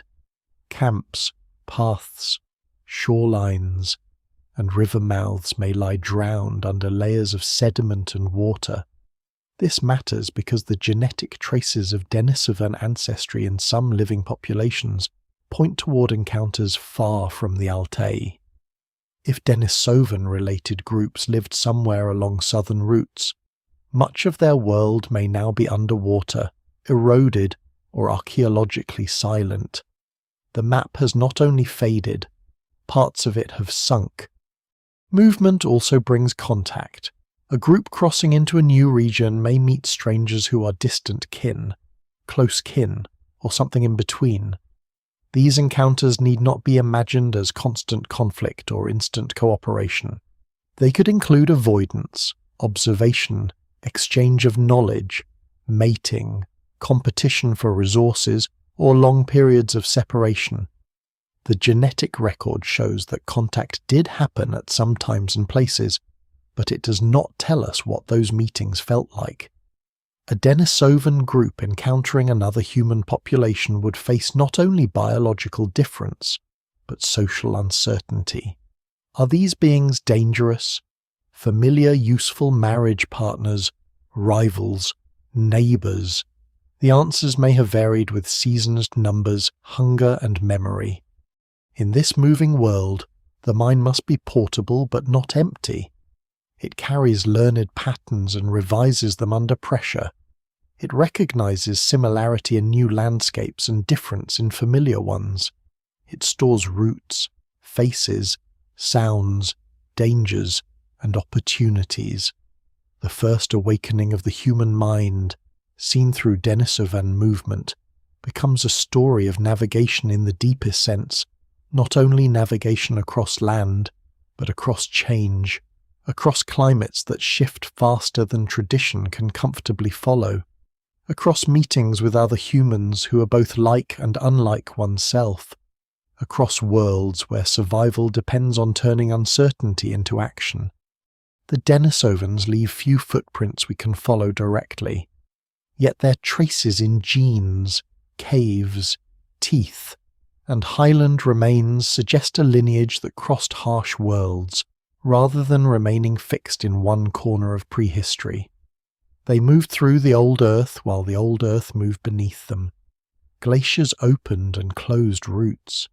Rivers guided and erased them. Forests hid them. Mountains tested them. Seas later covered parts of the ground they may once have known. And somewhere inside those crossings, minds learned to hold maps that were never drawn, to remember places that would one day vanish, and to wake each morning inside a world that demanded both caution and courage. The movement through harsh worlds eventually leads upward into air so thin that the body itself becomes part of the mystery. On the Tibetan Plateau, breath is not an automatic comfort, it is a negotiation. The land rises into a vast high world of cold light, open grass, stone, snowfields, and horizons that seem too wide for human lungs. Nights can turn severe with little warning.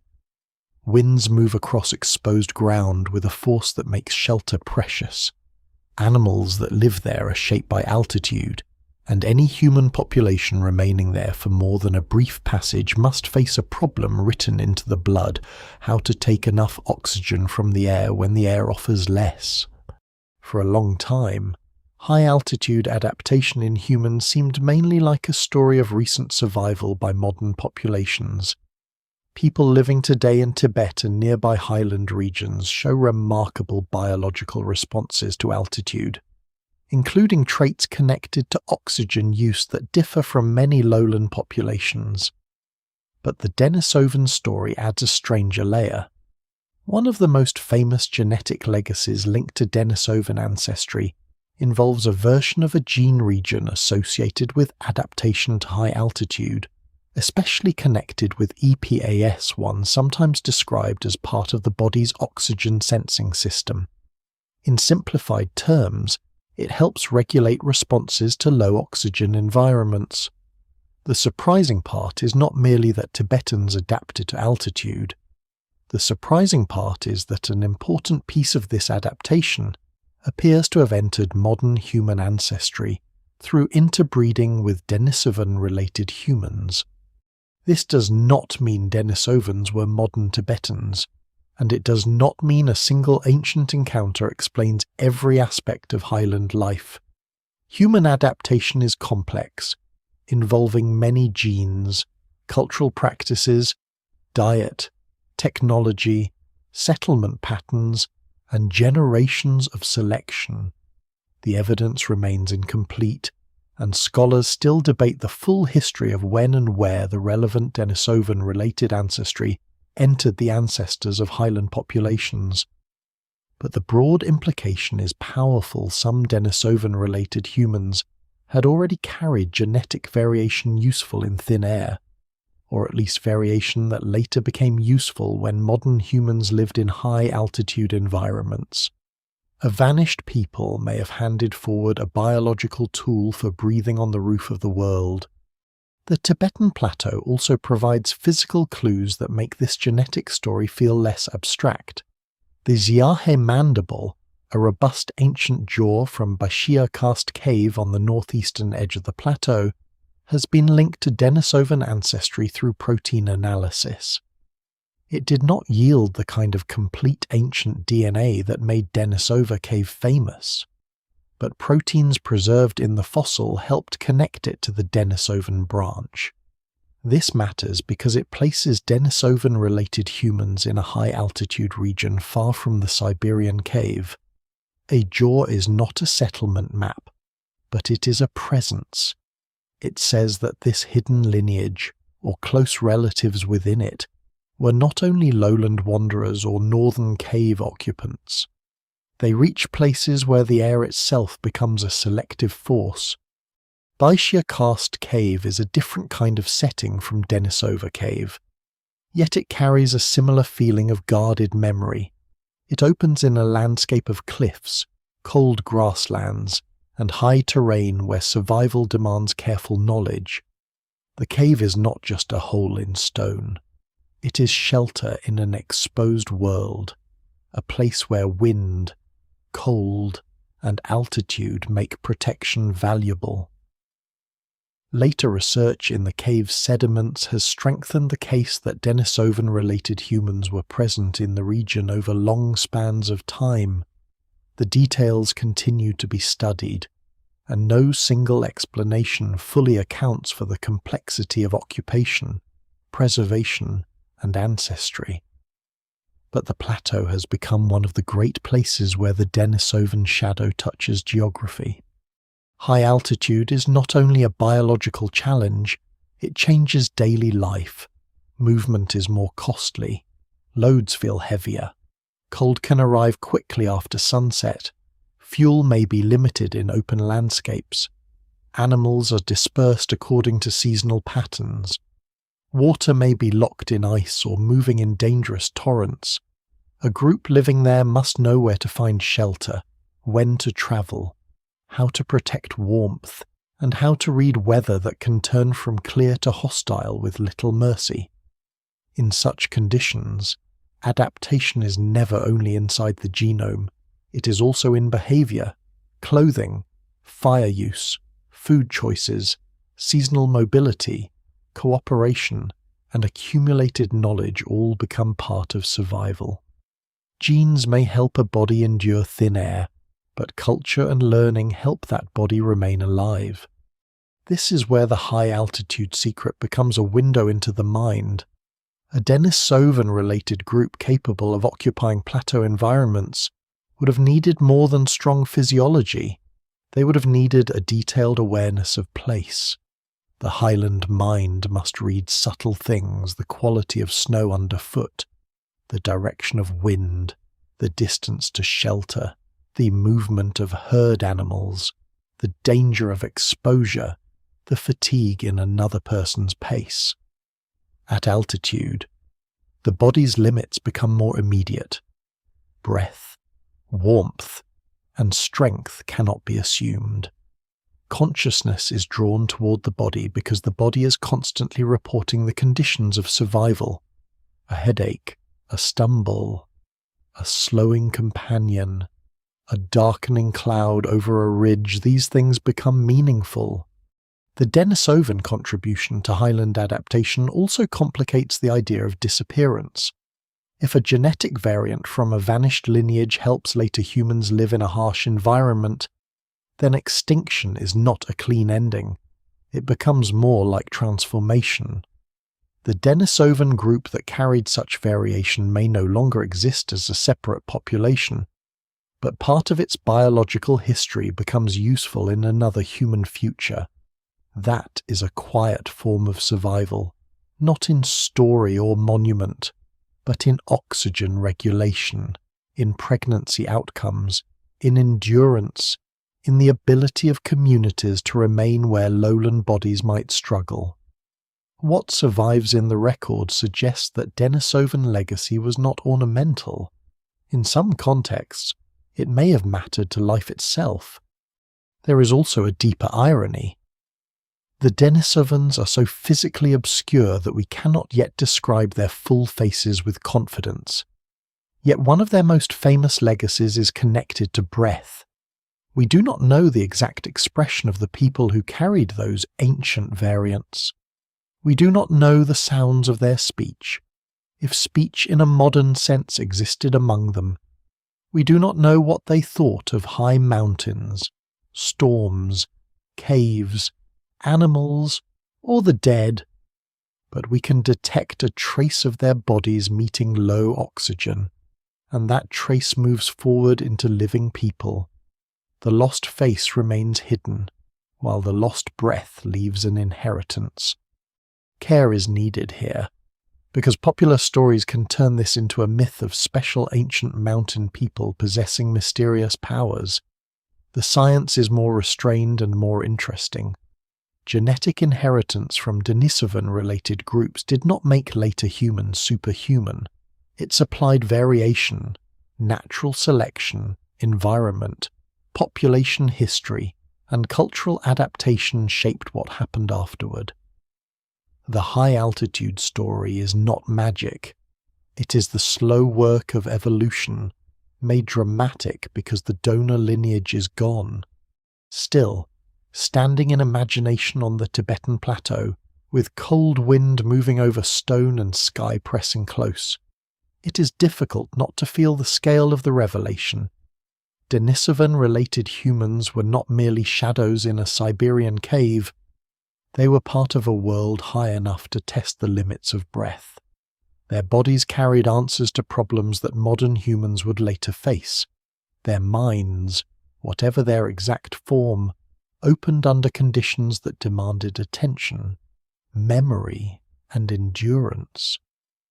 The first awakening of the human mind did not happen only in warm valleys or easy shelters. It also happened in places where each breath carried a cost, where survival meant learning the altitude, and where a vanished human inheritance still rises quietly in the lungs of people living beneath the high, cold sky. The high plateau reveals one kind of Denisovan legacy, written in breath, but another legacy is written in contact. To follow it, the story must leave the idea of ancient human groups as separate shadows moving across separate landscapes. They were not always separated. Sometimes their paths crossed. Sometimes they avoided one another. Sometimes they shared territory across long periods without leaving any scene the imagination can safely reconstruct. And sometimes, unmistakably, they had children whose genomes carried two histories at once. Deep time was not a world of clean lines. It was a world of meetings. Denisova Cave itself preserves one of the clearest and most astonishing signs of that tangled world. Among the remains found there was an individual whose DNA showed a Neanderthal mother and a Denisovan father. This was not a distant trace of mixture blurred across hundreds of generations. It was immediate, direct, first-generation ancestry. A person had lived whose parents belonged to two different archaic human lineages distinct enough for scientists to identify them. yet close enough biologically to produce offspring. The discovery is small in material form, like so much in this story, but enormous in meaning. It turns abstract population models into something intimate. Two vanished human worlds had met closely enough for a life to begin. That does not mean such encounters were ordinary everywhere. The evidence remains incomplete, and one individual cannot stand for all of Eurasia. Ancient populations were patchy, mobile, and often separated by geography, climate, and time. A meeting in the Altai does not prove constant contact across the continent. Yet it proves that the boundary was permeable. Neanderthals and Denisovans were not sealed behind invisible walls. Their histories overlapped, and in at least some places, their bodies and lineages joined. This makes the human family less like a set of museum labels and more like a living frontier, where categories made later by science blur under the pressure of actual lives. Modern humans eventually entered this tangled world as well. As Homo sapiens expanded beyond Africa, they did not move through an empty Eurasia. They encountered older human populations already adapted to many regions. Some encounters with Neanderthals left genetic traces in nearly all non-African modern populations. Encounters with Denisovan-related groups left stronger traces in some populations than others, especially in parts of Oceania and Asia. These traces do not tell a single simple story. They suggest multiple episodes of contact, involving different Denisovan-related groups at different times and places. Scholars still debate the roots, dates, and population structures involved, because genetic ancestry can preserve the fact of meeting long after the geography of the meeting has vanished. The word encounter can sound too tidy. It covers many possibilities. One group might see another from a distance and withdraw. They might follow the same animals at different seasons. They might compete for access to shelters, stone sources, or river crossings. They might exchange knowledge without leaving a durable trace. They might form mating connections through isolated meetings or through longer periods of coexistence. No single explanation fully accounts for the genetic patterns now visible in ancient and living DNA. The record tells us that contact happened, but it does not tell us the emotional weather of those contacts. It does not say whether they were tense, familiar, cautious, practical, rare, or woven into ordinary life in certain borderlands. It is tempting to imagine these meetings dramatically a Neanderthal group at the edge of a cold valley, a Denisovan group descending from a ridge, modern humans arriving with new tools and wider networks. But deep time usually resists clean scenes. The encounters may have unfolded over generations, through small bands, seasonal movements, shifting territories, and repeated crossings of the same landscapes. A stranger in one generation might become kin in another. A foreign tool form might be noticed, copied, ignored, or misunderstood.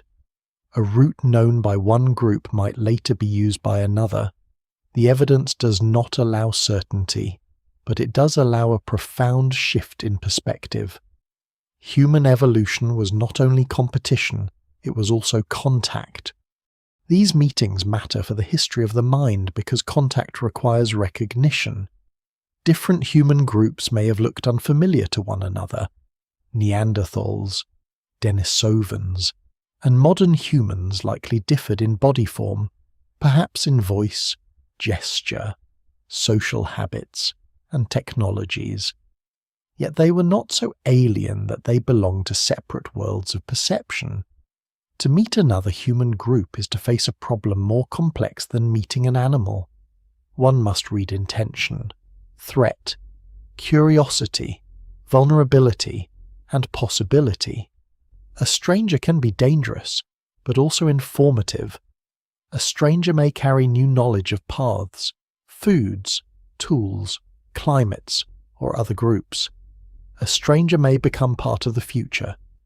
The genetic evidence of interbreeding suggests that at least some boundaries were crossed socially as well as biologically. Reproduction is not the same as peaceful equality, and it would be irresponsible to romanticize every ancient contact. But it would also be careless to imagine only hostility. The record is too quiet for such certainty. What survives in genomes shows relationship, not the full circumstances of relationship. In the safest terms, Denisovans, Neanderthals. And modern humans were close enough in biology and behaviour for their populations to connect. They were different branches, but branches of one human family, close enough for inheritance to pass between them. The resulting ancestry was not evenly distributed. Some modern populations inherited little or no detectable Denisovan ancestry. Others inherited more. Some inherited variants that later proved useful under specific environmental pressures, such as high altitude or perhaps certain immune responses. This unevenness tells us that encounters were local and historical, not universal. A person living today may carry a small Denisovan segment because of meetings that happened tens of thousands of years ago in places that may now be forest, desert, mountain, farmland, city, or sea floor. The ancient meeting place itself may be gone, but its biological echo remains. There is a strange tenderness in this, though it must be handled carefully. Denisovans disappeared as a distinct population, but they were not erased without trace. Some of them became ancestors, not in the grand singular sense of replacing all others, but in the quieter sense of contributing to later human lives. Their legacy did not pass through stories they told to us, because no such stories survive. It passed through bodies. It passed through small inherited segments, recombined and carried forward by people who did not know their origin. Long before anyone named Denisova Cave, the cave's hidden lineage had already entered the wider human future. The encounters also undo the loneliness of modern humanity. Today, Homo sapiens is the only surviving human species, and that solitude can make the past seem inevitable, as if the world was always moving toward one final form. But for much of deep time, human life was plural. Different kinds of humans shared the planet, sometimes far apart, sometimes near enough to meet. Their minds woke under different skies, but not in total isolation. The Denisovan story shows that the awakening of the human mind was not a single voice becoming louder until all others fell silent. It was a chorus, unevenly preserved, with some voices absorbed into others before the song changed beyond recognition. In the end, the genetic traces of contact do not give us a scene, but they give us something more durable than imagination. They prove that the lost human world was connected. The Denisovans were not merely a vanished branch hidden in Siberian darkness. They were participants in a wider human web, meeting Neanderthals, meeting modern humans, leaving descendants, receiving ancestry, and altering the future in ways no one living then could have known. The first awakening of the mind, seen through these encounters, becomes not only awareness of self or landscape, but awareness across difference, the ancient moment when one humankind looked at another and the boundary between them did not hold forever. The encounters prove that Denisovans were part of a living human web, but the culture of that web remains one of the most difficult things to recover. Genes can show ancestry, teeth can hint at bodies, a jaw can place a lineage in high country. But culture is more delicate. It lives in habits, gestures, sounds, choices, shared expectations, and meanings that often vanish the moment the people who carry them are gone. A stone tool may survive, but the lesson that taught someone how to make it is gone. A cave layer may preserve ash, but not the arrangement of bodies around the fire. A pendant may endure, but not the story attached to it, and sometimes not even the certainty of who made it. With Denisovans, the problem becomes especially sharp, because the archaeological record is both promising and treacherous. It offers clues, but many of them stand in a cave also used by Neanderthals and modern humans, and the cave refuses to identify its makers with the clarity we would like. Denisova Cave has produced objects that seem to belong to complex Ice Age behaviour stone tools, animal remains, ornaments, worked materials, and traces of repeated occupation. Among the most discussed finds are items such as beads, pendants, and other carefully worked objects from ancient layers, including the famous polished stone bracelet often associated in popular imagination with the cave's mystery. Such artifacts are powerful because they seem to bring vanished minds close. A bracelet is not merely a cutting edge, it suggests attention to form, finish, perhaps display, perhaps identity. A bead suggests the possibility of ornament, body decoration, social meaning, or exchange. But the crucial question is not whether these objects are fascinating. They are. The question is whether they can be securely assigned to Denisovans. Here the evidence remains incomplete, and scholars still debate associations, dating, layer disturbance, and which human groups were present at particular moments. This caution can feel disappointing, but it is essential. A cave is not a sealed drawer. Sediments shift, animals dig, water moves particles. Later occupations can disturb earlier layers. A small artifact may travel within deposits in ways difficult to detect. Even when dating is strong, the presence of multiple human groups in the broader sequence complicates interpretation. If modern humans, Neanderthals, and Denisovans all used a region at different times, an object found in a layer must be tied carefully to its maker. Without that tie, the most honest answer is sometimes uncertainty. No single explanation fully accounts for every artifact and every trace in such a long-used place. The responsible story does not strip Denisovans of culture. It refuses to give them objects merely because the mystery becomes more beautiful that way. Still, the lack of certainty should not be confused with the lack of ability. Denisovans were not genetic ghosts drifting without tools, shelters, or traditions. They survived across real environments, and survival requires learned behavior, at minimum. Denisovan-related groups must have known how to obtain and use stone, process food, manage movement, recognize shelters, and sustain social learning. The exact toolkit may have varied across regions. In one landscape, stone flakes and cores may have dominated. In another, organic tools made of wood, bone, antler, hide, fibre, or plant material may have mattered greatly, but disappeared almost completely. Archaeology tends to favour the durable. Stone tells us more because stone remains, not because stone was the whole of life. This is one of the hidden biases in imagining ancient culture.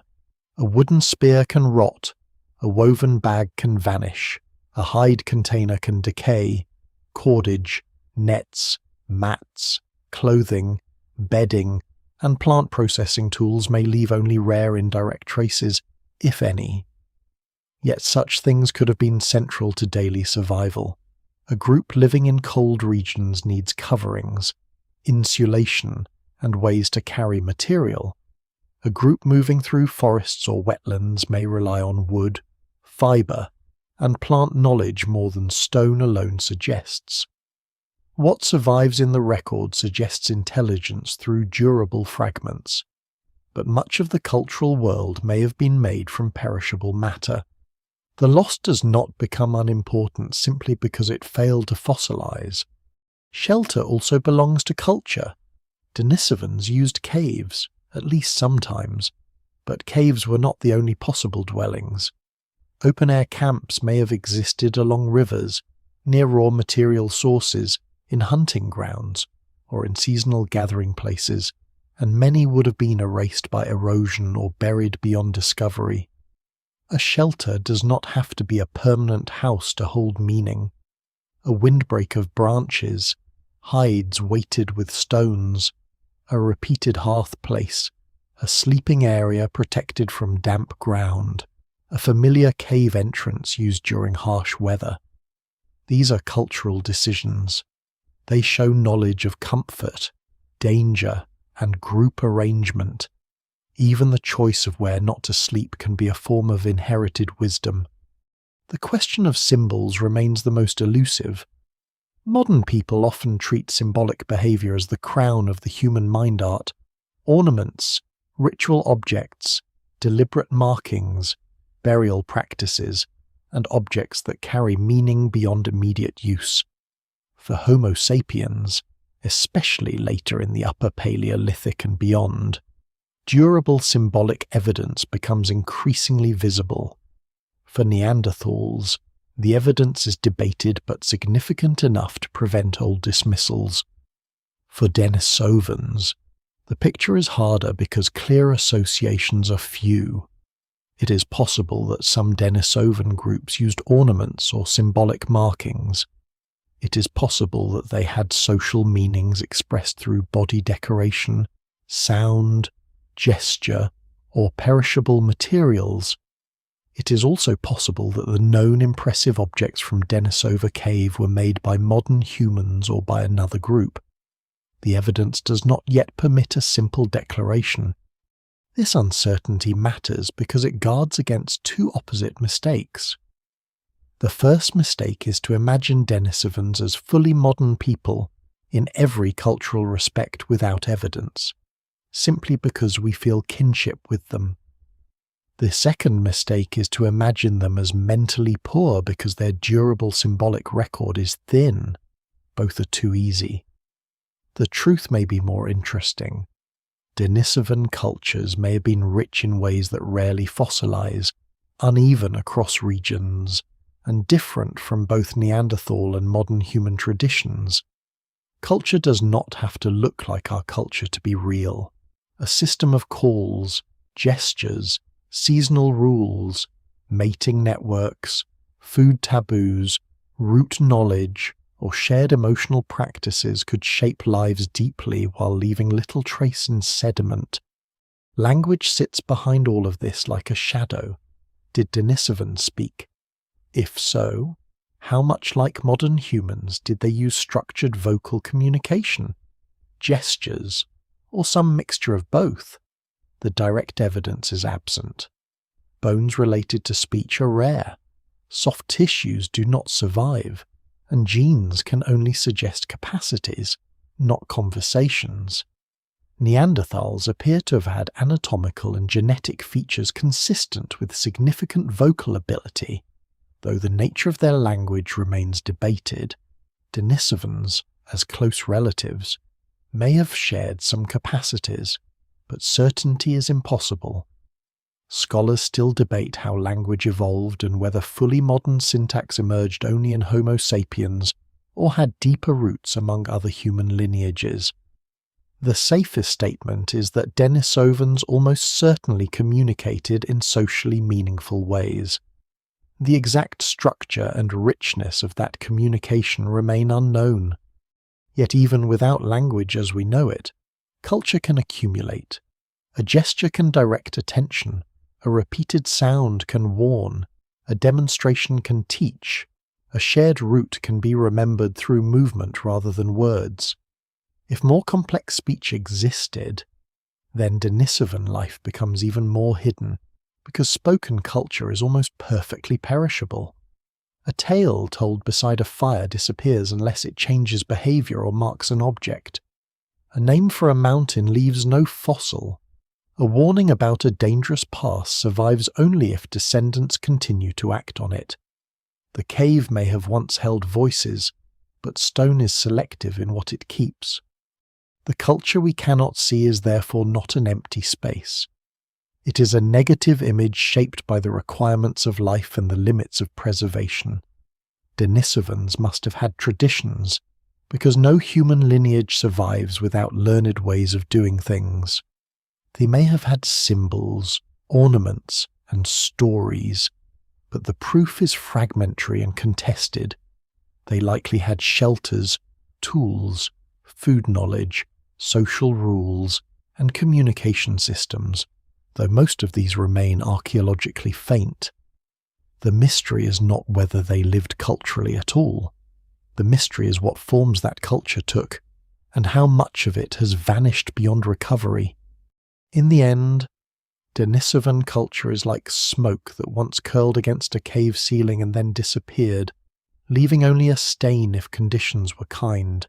We can see the stain, we can infer the fire, we cannot fully hear the people around it, but the absence of sound should not make us imagine silence.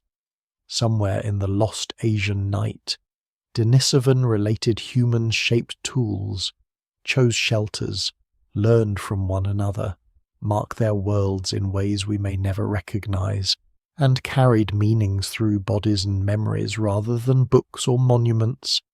Their culture survives not as a museum hall, but as a set of carefully guarded possibilities, reminding us that the awakening of the mind may have been far richer than the objects time allowed to remain. The culture that cannot be seen leads naturally to the disappearance that cannot be cleanly explained. Denisovans step into the record as fragments, widen into a genetic world, touch the high plateau, meet other humans, and then, as a distinct population, fade. There is no final Denisovan city burned beneath ash, no last cave sealed with their belongings, no written memory of defeat, migration, or mourning. Their disappearance is not preserved as an event. It is inferred from absence. At some point, the lineage that once moved through parts of Asia no longer exists as a separate human population.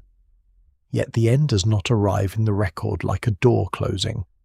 It arrives like a voice becoming too faint to separate from the wind. This is one of the most important cautions in the Denisovan story. Extinction does not always look like sudden annihilation.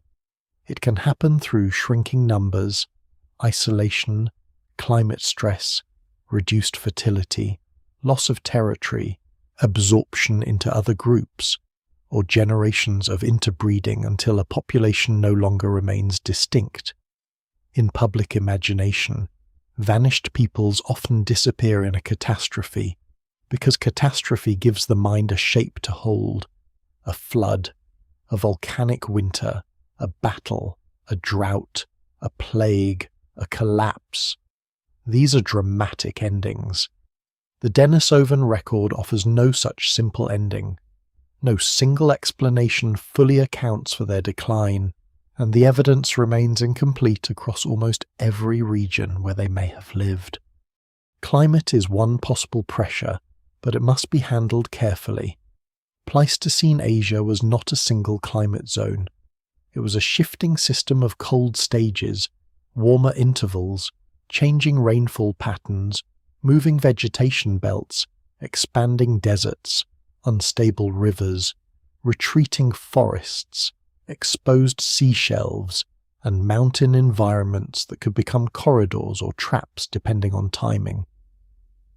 A population adapted to one set of conditions could find its world slowly rearranged. Herd animals might alter their routes, plant resources might become unreliable, winters might become harsher, or landscapes might open in ways that favoured different mobility patterns. In some places, Denisovan-related groups may have endured for long periods. In others, local populations may have vanished quietly, leaving no bones and no memory. Climate rarely needs to kill dramatically to change history. It only needs to make ordinary survival slightly harder across enough generations. Population size may have mattered just as much. Many archaic human groups appear to have lived in relatively small, scattered populations compared with later expansions of Homo sapiens. Small groups are vulnerable in ways that large populations are not. They can lose genetic diversity. They can become isolated by mountains, deserts, ice, or distance. They can fail to maintain contact with neighboring groups. A few difficult seasons can matter more when there are fewer people to absorb loss. Skills can vanish if too few individuals preserve them. Mating networks can narrow. The archaeological record rarely shows these pressures directly. It does not place a sign in the sediment saying a population has become too small to continue. But genetics can hint at bottlenecks, separations, and ancient population structure, and what survives suggests that Denisovan-related groups were part of a deeply fragmented human world. Modern humans arriving and expanding through Asia are another part of the story, but not in the simple form of a single victorious wave sweeping all others away. Homo sapiens brought flexible technologies, broad social networks, long-distance movement, symbolic systems, and eventually large population growth in many regions. These advantages may have mattered. A group with wider exchange networks can survive local shortages better. A population that can maintain contact across distance can recover from stress more easily. A technology that works across varied environments can open new possibilities. Yet it is too crude to say that modern humans simply replaced Denisovans because they were smarter. Survival is not an intelligence contest with one score. Geography, timing, disease, demography, climate, and chance all shape the outcome. Scholars still debate how much competition, coexistence, and absorption each contributed. Absorption may be the most haunting possibility, because it turns disappearance into inheritance. Denisovans did not simply vanish before modern humans arrived everywhere. In some regions, Denisovan-related groups met the ancestors of living people and contributed DNA to them. That means at least some Denisovan lines did not end in isolation. They entered other populations. Over many generations, their separate identity may have dissolved while parts of their ancestry remained. This is not survival in the cultural sense, because their languages, traditions, names, and memories did not continue in any known form. But it is not total erasure either. It is a biological afterlife, quiet and uneven, carried through descendants who would never know the ancient source. There may not have been one Denisovan disappearance. That is another crucial point. If Denisovan-related populations were spread widely and were deeply diverse, then different groups likely ended in different ways at different times. A highland population might persist while a lowland group disappears. A southern population might interbreed with modern humans, while a northern one dwindles in isolation. Some groups may have been absorbed into Neanderthal-related populations earlier, others into Homo sapiens later. Some may have vanished without descendants. The label Denisovan makes the ending sound singular, but the reality may have been a patchwork of local endings. The last Denisovan in one valley may have lived thousands of years before the last Denisovan-related person somewhere else. Disease is sometimes raised as a possible factor in ancient population change, and it cannot be dismissed entirely. When human groups meet after long separations, they may carry different pathogens or different immune histories, but direct evidence for disease-driven Denisovan decline is lacking. It remains a plausible pressure in some encounters rather than a demonstrated cause. The same caution applies to conflict. Ancient human groups could compete over territory and resources, but there is no clear Denisovan record of violent extinction, and it would be irresponsible to fill the silence with dramatic scenes unsupported by evidence. The deep past already contains enough uncertainty without inventing spectacle. Technological change is similarly complex. Modern humans in many regions eventually leave more visible signs of symbolic and technological elaboration, but Denisovan-associated evidence is too sparse to rank their abilities confidently. A thin record may reflect poor preservation, limited excavation, or difficulty assigning artifacts, not necessarily cultural simplicity. If modern humans had broader toolkits or stronger networks in certain regions, that could have contributed to their success. But the Denisovans survived long enough and widely enough that they cannot be reduced to failure. Their disappearance is not proof that they lacked minds, skill, or adaptability. It is proof that even skilled human populations can be overtaken by history too large to control. There is a quieter possibility as well. Denisovans may have faded partly because the world that had shaped them changed beyond recognition. A lineage is not separate from its landscapes. If roots close, prey shifts, forests retreat, seas rise, and neighbouring populations change, the old patterns of life may no longer fit. The knowledge that once preserved a group can become less useful when the land itself alters its rules. Minds awaken inside worlds, but worlds do not promise to remain stable. This is one of the oldest tragedies of human evolution. Intelligence helps, but it does not grant immunity from change. By the time Denisovans disappear as a distinct presence, the human world is narrowing. Neanderthals vanish too. Other archaic populations, known and unknown, disappear or are absorbed. Homo sapiens remains, carrying pieces of some of them forward, but also standing alone in a way our ancestors did not. The solitude of modern humanity is therefore not the original condition. It is the outcome. The Denisovan end is part of that great narrowing, the loss of human plurality on Earth. And yet the ending is not pure silence. It is a dimming rather than an absolute dark. Denisovan bones remain rare. Their faces remain missing. Their cultures remain mostly unseen. But their DNA continues in some living people. Their highland legacy still speaks through adaptation, and their discovery has permanently changed how the human past is understood. They disappeared, but not completely. They vanished as a separate people, but they did not vanish from the story. Like the cave that first revealed them, their ending is shadowed, cold, and incomplete, holding just enough evidence to remind us that extinction can be both final and unfinished at the same time. The Denisovan story does not end in the cave, the jaw, the plateau, or even in disappearance. It continues inside living people, not as memory, not as legend, not as a preserved language or a remembered homeland, but as inheritance.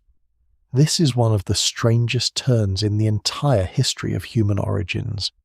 A population can vanish so completely that for thousands of years no one knows it ever existed. And yet small pieces of that population can remain folded into the bodies of people walking the earth today.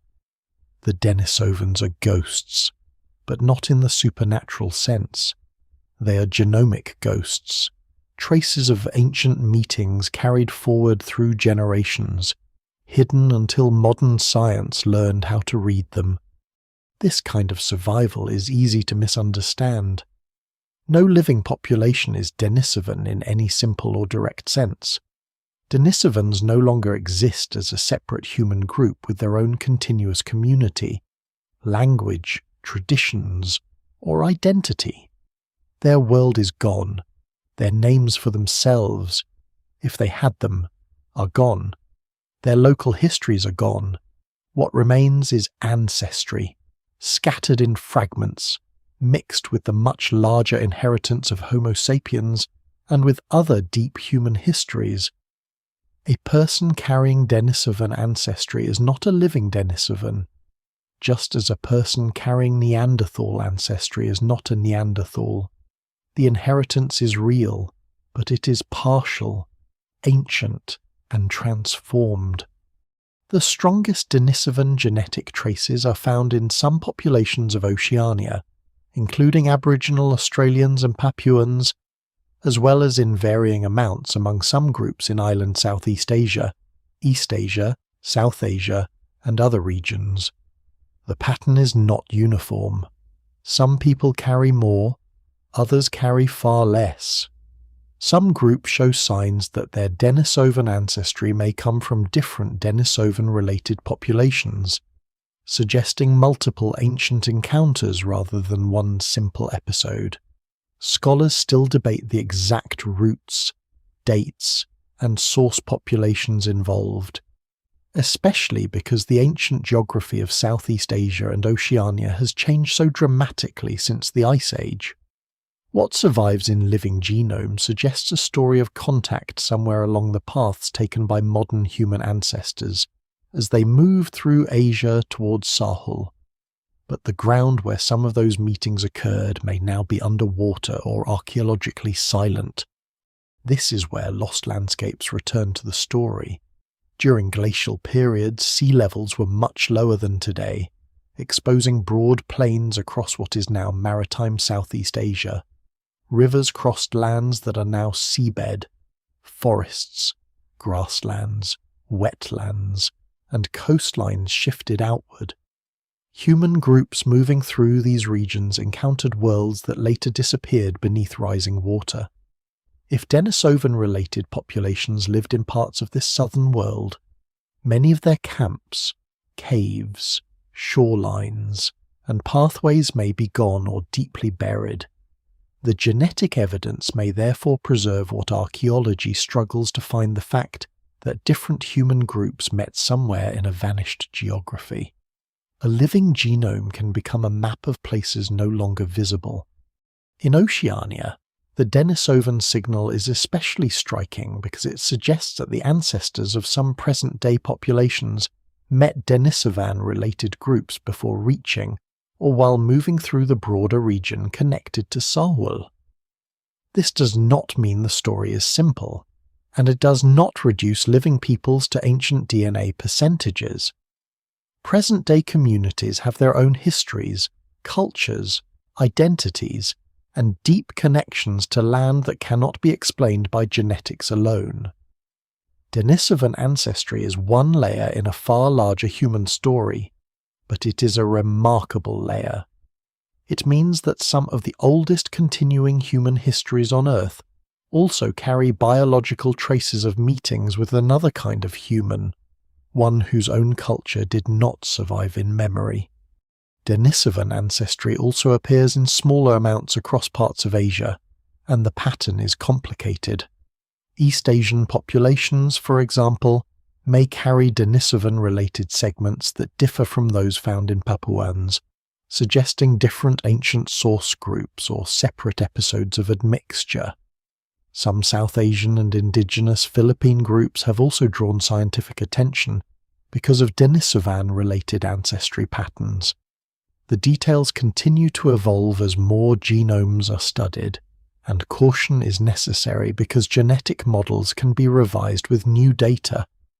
The evidence remains incomplete, especially without ancient DNA from many key regions, but the broad picture is clear. Denisovan legacy is not confined to one modern group or one ancient meeting. It is scattered, uneven, and historically layered. Not all inherited fragments are neutral. Some may have affected survival. The high-altitude adaptation associated with Tibetan populations is the most famous example. But Denisovan-related ancestry has also been studied in connection with immune function and other biological traits. This makes sense in principle. When modern humans met archaic populations already adapted to Eurasian environments, some inherited variants may have helped them respond to local climates, pathogens, diets, or altitude. This process is sometimes called adaptive introgression.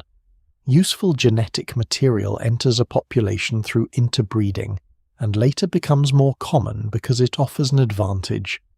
The phrase sounds technical, but the idea is almost poetic. A vanished lineage leaves behind tools not made of stone, but of biology. Yet here too, restraint matters. Not every Denisovan genetic segment is useful. Many inherited fragments may have been neutral, harmful, or gradually removed by natural selection. Evolution does not preserve ancestry because it is meaningful to us. It preserves, reshuffles, reduces, or amplifies variation according to biological pressures and chance. Popular accounts can sometimes turn Denisovan DNA into a badge of mystery or superiority, but that is unsupported and misleading. Denisovan ancestry is not a mark of being more ancient, more powerful, or more authentic. It is simply one part of the complex ancestry of some modern humans, important because it reveals contact, adaptation, and the vanished plurality of the human past. The emotional force of this legacy lies elsewhere. It lies in the realization that disappearance can leave living traces without leaving memory. A Denisovan-related ancestor may have lived in a valley, forest, plateau, or coastal plain tens of thousands of years ago. That person may have had a family, a group, a route through the land, a set of learned skills, a voice now lost beyond recovery. Nothing of that individual's name or life survives, yet a segment of ancestry may have passed from generation to generation, through people who never knew its origin, through migrations, births, losses, settlements, languages, and cultures that rose long after Denisovans were gone. The body remembers what the mind forgets. This changes the meaning of being the last surviving human species. Homo sapiens stands alone today, but not untouched. The last human lineage carries fragments of other human lineages within it. Modern humanity is solitary, yet composite.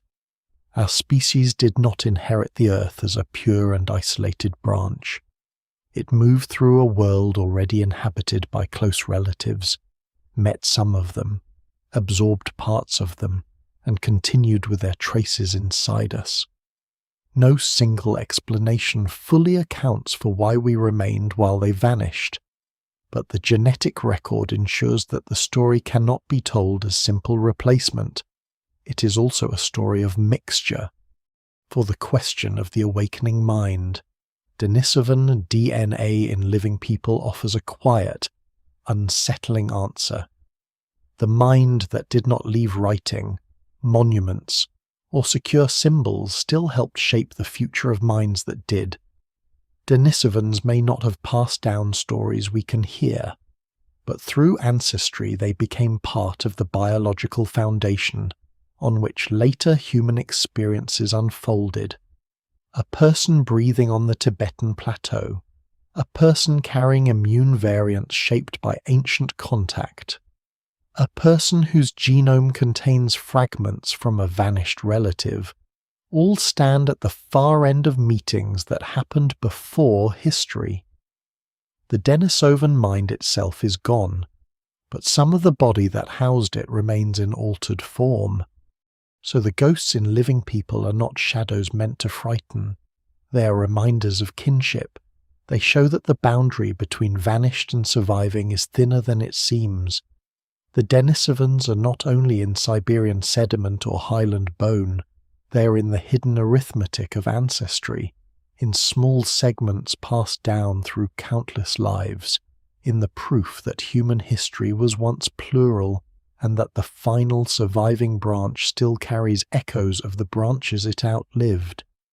Their story continues not as a separate people walking beside us, but as a faint inheritance within us, quiet as breath, old as ice, and almost lost until the code of life gave the silence a voice. The Denisovan legacy in living people brings the story to its most unsettling point.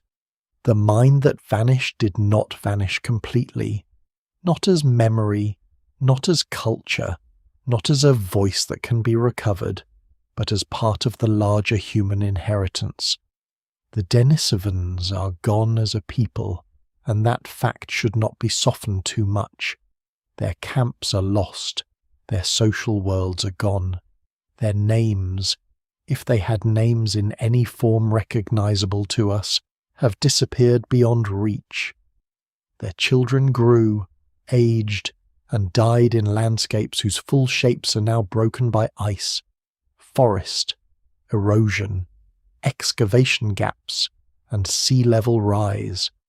Their last communities dissolved so completely that no later civilization remembered them. And yet, against all expectation, they returned through bone dust, protein, DNA, and the bodies of people alive today. The disappearance was real, but it was not absolute. This is why Denisovans matter so deeply to the question of the first awakening of the human mind. They show that consciousness did not belong to a single victorious line moving alone through prehistory. Modern humans are the only human species left, but the ancient world was not built for our solitude. It held several forms of humanity, each shaped by its own landscape, ancestry, pressures, and possibilities. Neanderthals watched Ice Age Europe and Western Asia. Denisovans moved through parts of Asia that are still only dimly known. Homo sapiens emerged from African roots and eventually crossed into a world already inhabited by close relatives. Other human forms, some named and some still hidden, may have occupied their own fragments of the deep time map. The awakening of mind was not one lamp in one cave. It was a scattered constellation, and most of its lights went out before anyone learned to write the sky. Denisovans remind us that the mind can be real without leaving monuments. A people may have awareness, memory, social bonds, skill, fear, patience, tenderness, and practical intelligence, yet leave behind no clear art, no written line, no preserved myth, no carved self-portrait. The modern imagination is trained by durable things. It trusts temples, paintings, tombs, inscriptions, and cities. But most of human mental life has never taken durable form. It has passed through breath, gesture, imitation, glances, warnings, habits, and the warmth of bodies gathered near fire.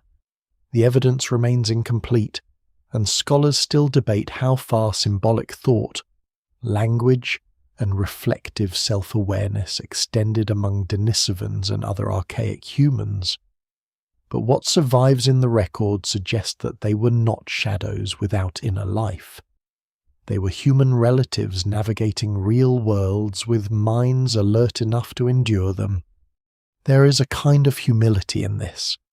For centuries, people tried to define humanity by drawing sharp lines, tool use, fire, burial, art, language, reason, morality, self-awareness. Each line seemed firm until the past complicated it. Other animals used tools. Earlier humans controlled fire. Neanderthals behaved in ways once denied to them. Denisovans passed on genes that helped later humans adapt. The more evidence appears, the less convincing the old ladder becomes. Human uniqueness does not disappear, but it becomes harder to describe as a single sudden miracle. It looks more like accumulation, deeper memory, richer cooperation, wider teaching, more flexible imagination, denser symbols, larger networks, and eventually the ability to preserve thought outside the body through art, ritual, and writing. No single explanation fully accounts for how that accumulation became the modern human mind. But Denisovans prove that important parts of the story unfolded beyond us. The most moving thing about them may be their incompleteness. A complete Denisovan skull would be extraordinary. A full skeleton would transform the field. A secure set of Denisovan tools, ornaments, shelters, and burials would let the story take on sharper human detail. Perhaps future discoveries will provide some of this. Perhaps sediment DNA, new fossils, improved protein analysis, and deeper excavations across Asia will bring their world into clearer focus. But for now, their incompleteness is part of their power. They teach through what is missing. They force the listener to imagine without inventing too much, to care without pretending certainty, to accept that a vanished human life can be both unknowable and profoundly real. Inside Denisova Cave, the darkness is not empty anymore. It contains Neanderthals, Denisovans, modern humans, animals, fires, tools, seasons, and the long patience of sediment. It contains a small bone that became a revolution. It contains the warning that the human family was once larger than memory allowed, and it contains the deeper possibility that minds much like ours, though not identical to ours, woke and watched the world long before our species stood alone. Those minds did not ask to become mysteries. They did not know they were archaic, transitional, extinct, or important. They lived forward, as all beings do, facing weather, hunger, closeness, danger, and change one day at a time. The first awakening of the human mind, then, is not a single scene that can be placed on a timeline and left there. It is an ancient process, distributed across bodies and generations, shaped by stone, fire, climate, kinship, movement, and the deep need to understand enough of the world to survive it. Denisovans were part of that process. Their minds rose in landscapes that are now partly lost. Their descendants, in the strict cultural sense, did not preserve their memory, but their biological traces endured, and their discovery reopened a room in the human story that had seemed forever sealed. To think of Denisovans is to stand at the edge of human solitude and look backward into company. Behind us are other watchers of the ice, other keepers of fire, other makers of tools, other bodies carrying thought through cold valleys and high plateaus. They are gone, but not meaningless. They are silent, but not erased. They are not us, yet they are not entirely separate from us. Somewhere in that tension lies the deepest lesson of their existence. The mind that finally wonders about the past is built on a past full of minds it can barely recover. The cave grows quiet again. Outside it, the river continues below the limestone, moving through the Altai as it did long before any scientist arrived, long before any name was given to the people hidden in the sediment. Snow comes and goes, trees root into the slopes. Animals pass through the valley without knowing that beneath the cave floor, a lost human world once waited in fragments. Time does not preserve everything. It chooses unevenly, blindly, without pity and without intention. A tooth survives while a voice disappears. A gene passes forward while a story dies. A jaw remains in high country while the face above it is taken away. And still, from these small remains, something vast returns. Not a complete people, not a recovered language, not the warmth of a fire rebuilt exactly as it was, but a presence. The Denisovans remind us that human history is older, wider, and more fragile than memory. They remind us that disappearance is not always total, and survival is not always visible. They remind us that the mind was not born in one triumphant moment, but brightened slowly through many human forms, in many landscapes, under skies that no longer look the same. Perhaps that is why the story lingers. It leaves no final face to stare into, no last sentence carved in stone. It leaves a cave mouth in Siberia, a high plateau under thin air, a few fragments of bone and tooth, and faint inheritance inside living bodies. It leaves the feeling that the past is still larger than the evidence, and that every discovery is only a small lamp carried into an enormous dark. So the final image is not of extinction as emptiness. It is of a figure near a cave entrance, half imagined and half withheld by time, looking out across a cold valley at dusk. The fire behind them is low. The river below is turning silver. They do not know they will vanish.